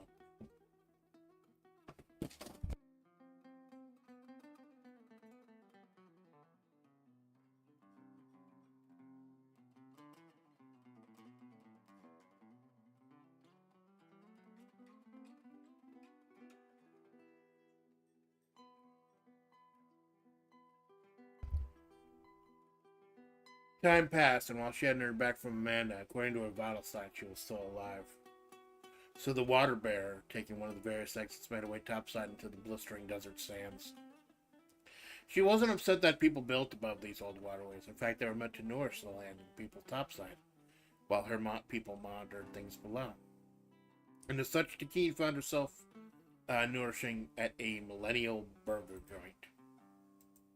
I wanted to see the millennial burger joint. I just wanted one. As the key took a seat on one of the couches in the rear, regarding the wood paneling and white Christmas lights dotting the place, she eyed late from a cup of fries as she went over her tablet. All these pathways, the ones she'd helped maintain ages ago. There were one or two offshoots she didn't recognize. Were they built after she'd been sent forward in time? Or was that some sort of entry point for whatever may have blocked off or siphoned off the water? Something to look into, she mused. She didn't take notice of the small group entering the burger joint, although she could hear labored breathing and borderline wheezing. It wasn't until one of them loomed large over her, quite literally, with a look that could shatter the Atanokagame with its revulsion. "You're sitting in my seat!" The thing spewed out with particular... No, it needs to be more of a hiss. "You're sitting in my seat!" The thing spewed out with particular venom, a massive wall of fat and indignation, barely poured into a snakeskin suit. Of all the anonymous members of the Rattlers, Fortune Faded did her damnedest to make her presence known. At this point, the amount of businesses she and the Rattlers had been banned from was longer than the list of places they were still allowed, and it seemed like it was time to update the list. When the Rattlers' hideout, the Cloverleaf Diner, suffered a firebomb attack recently, the snakes were driven out into the world and the infection spread. Yes, the diner had been rebuilt, it was back in business, but the snakes barely frequented it anymore. Containment was broken. Keen, who had walked hand in hand with gods in her time, wasn't flustered by this filthy creature, a fanged and feral specimen whose blood apparently had a Gorgon tinge. A small smattering of snake-like simps surrounded her, heckling and hissing behind the comfort of their leader. Keen didn't move an inch. She sat there calmly finishing her fries as Fortune speared her metaphorical venom. "Pack it in, Pocahontas! I don't fit on any of these shitty little stools this place has. So hey, shitty stools. I made it funny. Laugh, bitches!" she ordered, and as such her hissing entourage obeyed. "If you don't get on my shit right now, I'm gonna call my lawyer and the news." Keen had already finished her fries anyway, so there wasn't a lot left for her to defend, quote-unquote. She calmly stood up, prepared to make her leave, but making note to manually hand over the $50 tip she'd planned. Service of $1 tip she'd planned. No way she was comfortable leaving anything on the table with this lot. It wasn't until the beeping on her tablet brought her about her attention did her expression change. Amanda's heart rate was skyrocketing. The half-finished bottle of water she was drinking splashed against the stone ground as Amanda stared forward, gazing intently at nothing from her position on the floor. Her jaundiced yellow eyes opened as she stared unblinkingly, sweat cascading down her dead silver hair. She looked around unseeingly into the darkness. "So, all of you?" Luckily, the entryway that led to this burger joint wasn't too far from Amanda's position. The frail, bony bitch wasn't going to survive long. The thought, of course, Keen thought, of course she wasn't going to. This visit quest was going to last the normal 4 or 5 days they traditionally do. She'd figured the roadkill girl could last to survive a few hours down there in her own head. She wasn't horribly concerned about Amanda's well-being so much as losing a potential asset. Someone else who was untainted by the eldritch filth of this place. Potential ally in finding and restoring the water. She needed to get down there. Leaving her seat to her, Takeen started to make her way out of the Millennial Burger joint. What she ended up running into was a wall of ill-fitting snakeskin suits and the ramblings of a morbidly obese Gorgon. "That's not good enough. I want the rest of your drink, too. And the tablet. You owe me for costing me mental distress and harm. I'll never recover. I had to stand up for 30, maybe 40 seconds." One of Fortune's underlings reached for Takeen's wrist, officially putting the agent into a, well, this was all self-defense mentality. She didn't like what she could do, the kind of talent she had. But she didn't dislike them either. Kind of a little bit of a hint. Maybe Takeen kinda in a dark place she doesn't like to talk about. Kinda likes that she can do this shit. Takeen grabbed the Rattler's wrist, kicking her behind the knee nimbly and sending the Rattler down so that her face is perfectly level with the old refurbished wood bar. Letting go for the briefest of seconds, Takeen back-fisted the Rattler's face directly into said bar with a sickening crunch. With the swiftness belying someone of her obese stature, Fortune faded, was suddenly cowering behind her simps, spewing incoherent verbal abuse at Takeen. Another Rattler thrust out her fist blindly, an invitation Takeen took all too happily as she grabbed the woman's arm and followed through with the roll until she was on the ground, and Takeen had gotten her in a violent armbar that Penta himself would have been proud of. With a deft pull, she wrenched the arm violently with a sickening crack. Another Rattler came to her on the ground, prepared to deliver a snakeskin boot to her face. Takeen rolled back, letting go of that freshly broken arm raised up between her legs, simply thrust her fist up, slamming her point home, right into her crotch. You see, it's funny, because I say slamming her point home. I'm hinting that she hit her in the vagina, and then, even though I hinted at it, the next line I just straight up say it, right in the crotch. That's why it's funny. Because I hint at it, but then I straight up say it anyways. Sliding up gracefully to her feet, the water bear kept her momentum going, placing one foot behind this woman's head and slamming downwards, sending her face first into the reclaimed wood flooring. Using it to propel herself forward, Takeen launched herself at Fortune, only for the morbidly obese Gorgon to grab the server, a mousy little whiff of a thing barely 90 pounds, and hurled the server at her like a ragdoll. With astonishing nimbleness, Takeen grabbed the server by the shoulders, somersaulted over her, and with the flick of her wrist slid the $50 tip into her breast pocket before completing the overhead somersault, sending the server tumbling safely onto the couch, and Takeen's legs wrapped around Fortune's neck. Fortune, to Takeen's shock, replied not by trying to break the hold, but by darting out her thick, vile, snake-like tongue. The revolting sensation stunned even Takeen, forcing her to let go, allowing Fortune to powerbomb Takeen so sloppily it was more of a Ganso bomb, coming dangerously close to paralyzing the water bear. The ancient immediately felt the sensation of over 650 pounds of Gorgon. Wow, no, I put Naga Gorgon.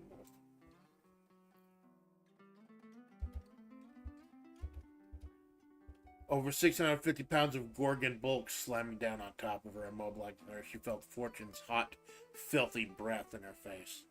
The Gorgon falling down her panted heavily, her breath reeking of heavy garlic.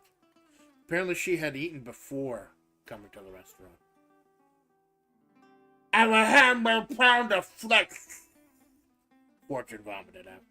"And I think I'll start with that smart little tongue of yours." Takeen hasn't said a single fucking thing to her. Takeen hasn't said a word. And yet Fortune still says she's being a smartass. That's how irrational and evil some of these people are.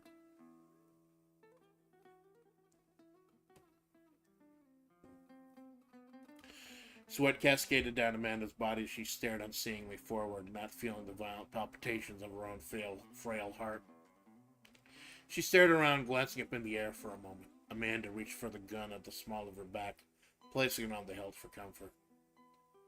Yeah, I think we'll go with you. I mean, you just make the most sense." See, she's reaching for her back. She's reaching for the Desert Eagle. Talking to the eagle.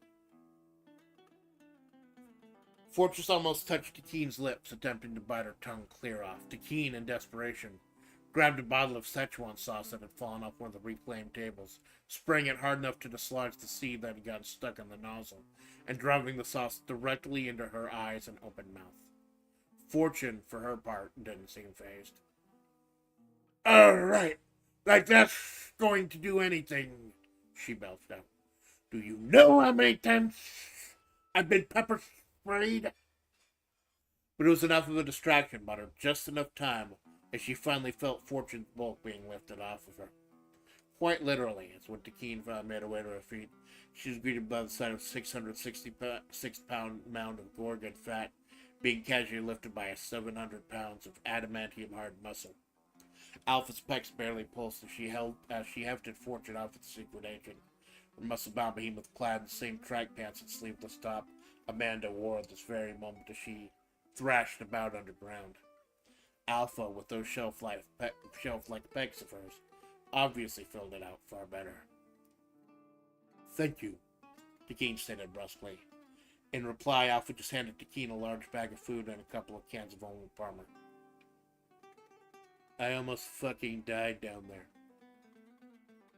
At this, Takeen's eyes widened. She had her theories. This was about the best confirmation she was going to get. So I was right. You're from... Fucking get down there! Alpha screamed angrily, shoving the bag into Takeen's face. The agent took the hint, grabbing the bag and dashing out the small sand-colored valve jutting out behind the Millennial Burger joint. The profanities on Fortune's lips intermingled into a series of indignant grunts, to which the hulking Alpha replied by hurling the Gorgon onto the far couch. You're not worth it, Alpha grumbled to herself. I only wish I got that back then. I'd have saved myself so many brain wounds. Fortune's not worth it. Fortune is not worth it. The small roundabout-like central hub, once a sacred place in a network of sacred places now picked clean by time, was quiet when Takeen finally made her way back there. It had only been a couple of hours since Amanda had started on her vision quest, and already Takeen was worried she'd lost a potential asset. Although apparently she'd made one in Alpha. The clattering of Takeen's heels against the ancient stonework gave way to another clacking sound Takeen couldn't quite place. Takeen, in pain and on the defense, came to the central hub prepared to see Amanda writhing and twitching in pain, bathing in a pool of her own sweat. Instead, the roadkill woman was cross-legged on the stone floor, violently tapping away at the desert's Celeron. Words flew by as Amanda, truly in her element, stared unblinkingly at the screen. Takeen looked over her shoulder, seeing the flurry of words, and sighed with a smile, gently setting the bag down at Amanda's side. The clink of the Arnold Palmers against the stone seemed to grab Amanda's attention, but only for the briefest moments as she went right back to writing. Hours passed. Eventually, Amanda fumbled around the bag, pulling out some onion rings and a large cheddar cheeseburger with crispy onions and southwestern mayo. Taking a bite, Amanda finally looked over at Takeen, a look of surprise washing over her. This is my favorite. How'd you know? Takeen just sighed, finally laying the tension on the Dago. I have my sources. The tapping and silence continued. Eventually, Amanda saved the file and laid on her back. I should save the file. Eventually, Amanda saved the file and laid on her back, her spine making violent cracking noises as she tried to alleviate the pain against the solid stone. Stunned. How many days was I down here? Not counting the amount of time you spent typing? 90 minutes. This is a record. You must have been very open to what the gods wanted to say. So, what did you learn? Was San Ruby lying to you about being an armadillo, a coyote, or a wolf? Surprisingly, no. I saw them. All of them. There's a coyote there. There was a wolf there. There was an armadillo there. And there was a cobra there, and a bighorn sheep, and a bobcat, and fuck, there were so fucking many of them there! And I asked, yeah, fucking kind of makes sense now. Amanda sat up, finishing off Arnold Palmer and politely stuffing all of her garbage into her backpack as Takeen gave the roadkill girl her full attention. Roadkill stew. That's what they call me when I joined FlaVR, isn't it? That's my flavor. And we're right. Little bits and pieces and chunks of all these animals splattered across that road. They just kind of mix and mingle together when they're ground into the pavement, seasoned with the grime from the tires. There are so many dead on the highway. So much death. I can't really call myself one particular animal. I'm an amalgamation. He nodded, slowly making her way over to Amanda and hugging the touch-starved woman, comforting her and almost immediately regretting with that sweat that clung to her body. So, out of this massive array of choices, pick a spirit animal? Yeah, I did. There was this majestic eagle who had lost her way one night and found herself on the road trying to have a conversation with some buzzards. When the truck came, the buzzards nudged her right into it, and as the truck crashed into the distance, the buzzards started eating right from her fresh corpse. He nodded, not letting go of Amanda. So, an eagle then. Those fucking buzzards! She just wanted to talk to them. She was just trying to be friendly. They let her get massacred and picked her clean. Or they tried to. If she didn't start changing, didn't start moving. The night that it happened, right? Keen asked. I'm an amalgamation of a whole lot of things that died on that road. But the vessel was that eagle. So I figured that would do her justice. Justice because she's an eagle, right? Besides, I carry around a desert eagle. It's my oshis marks, and I listen to the eagles, right? You don't need my validation for those choices, Desert Eagle. You've obviously been very open with the girls had to say. I'm proud of you. Amanda sighed, feeling the weight of the world pressing down on her chest. One day she'd have the peck she needed to support it, but for now, she packed her things, made sure she left no traces of garbage in this sacred place, and let the Keen guide her back out. It was the middle of the day when Takeen led the Desert Eagle of FlaVR out of Sandrovy's cave. It was a good 120 degrees out there, so even those on the edge of town at then was safe for the cannoneer. Amanda glanced at the former Red Desert Army soldier, this auburn-haired cultist, who just stared at her and shrugged her shoulders. Amanda, confused for a moment, replied simply by giving her a thumbs up. The cannoneer nodded, shambling off into the distance. An ever-faithful soldier, even in this state, Amanda thought. No wonder General Hassan Trevor spoke so highly of her time with you. Amanda slid into the backseat of Takeen's Aston Martin DB5, buckling herself in. Remember, she heard Takeen say from the front seat. As happy as I am for you, I didn't do this out of charity. Yes, I'll help you find the water. Amanda replied, staring out at the desert sands as the Aston Martin made its way down the desolate desert highway. Amanda just stared, wondering who else had been claimed by those roads. I owe it to you, and I owe it to them. This was their sacred place, too.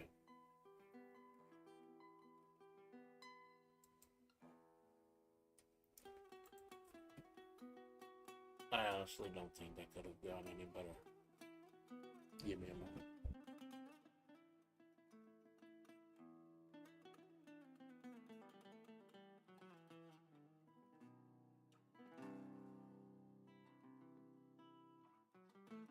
So there we go.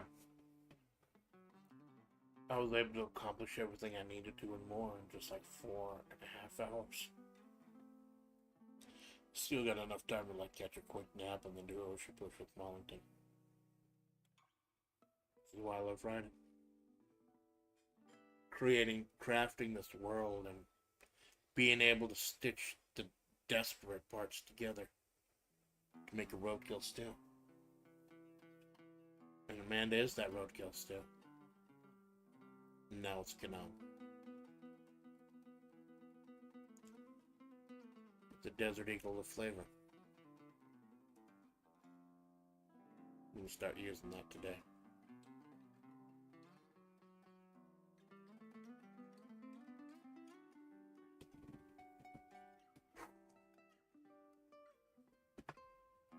My eyes are fucking burning from staring at the screen.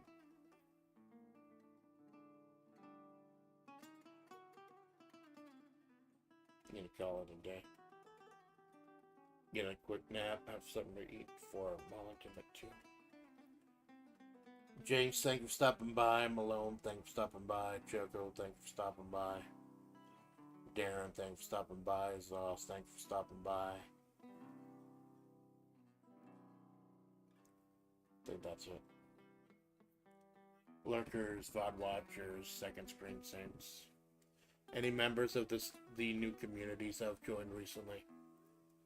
I hope you enjoy.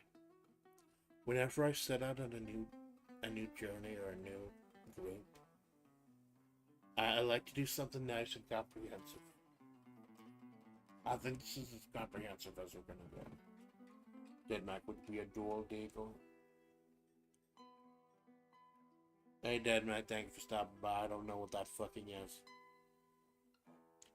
Dual deagle. What? I don't fucking know.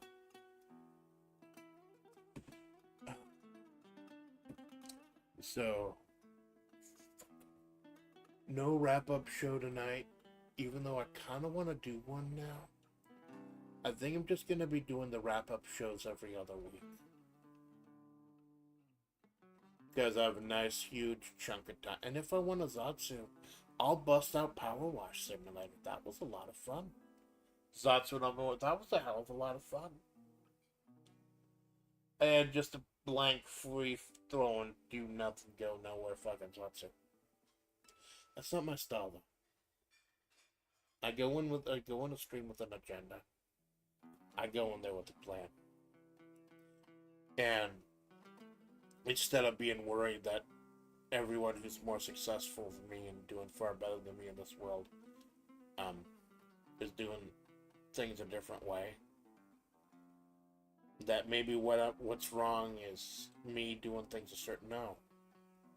I need to embrace what I am. And I need to embrace all these desperate, stitched together parts of me and what I'm into. Because I don't want to give you... I'm giving you a story. I'm giving you a character, but I also want to give you me. And this is the best way I know how.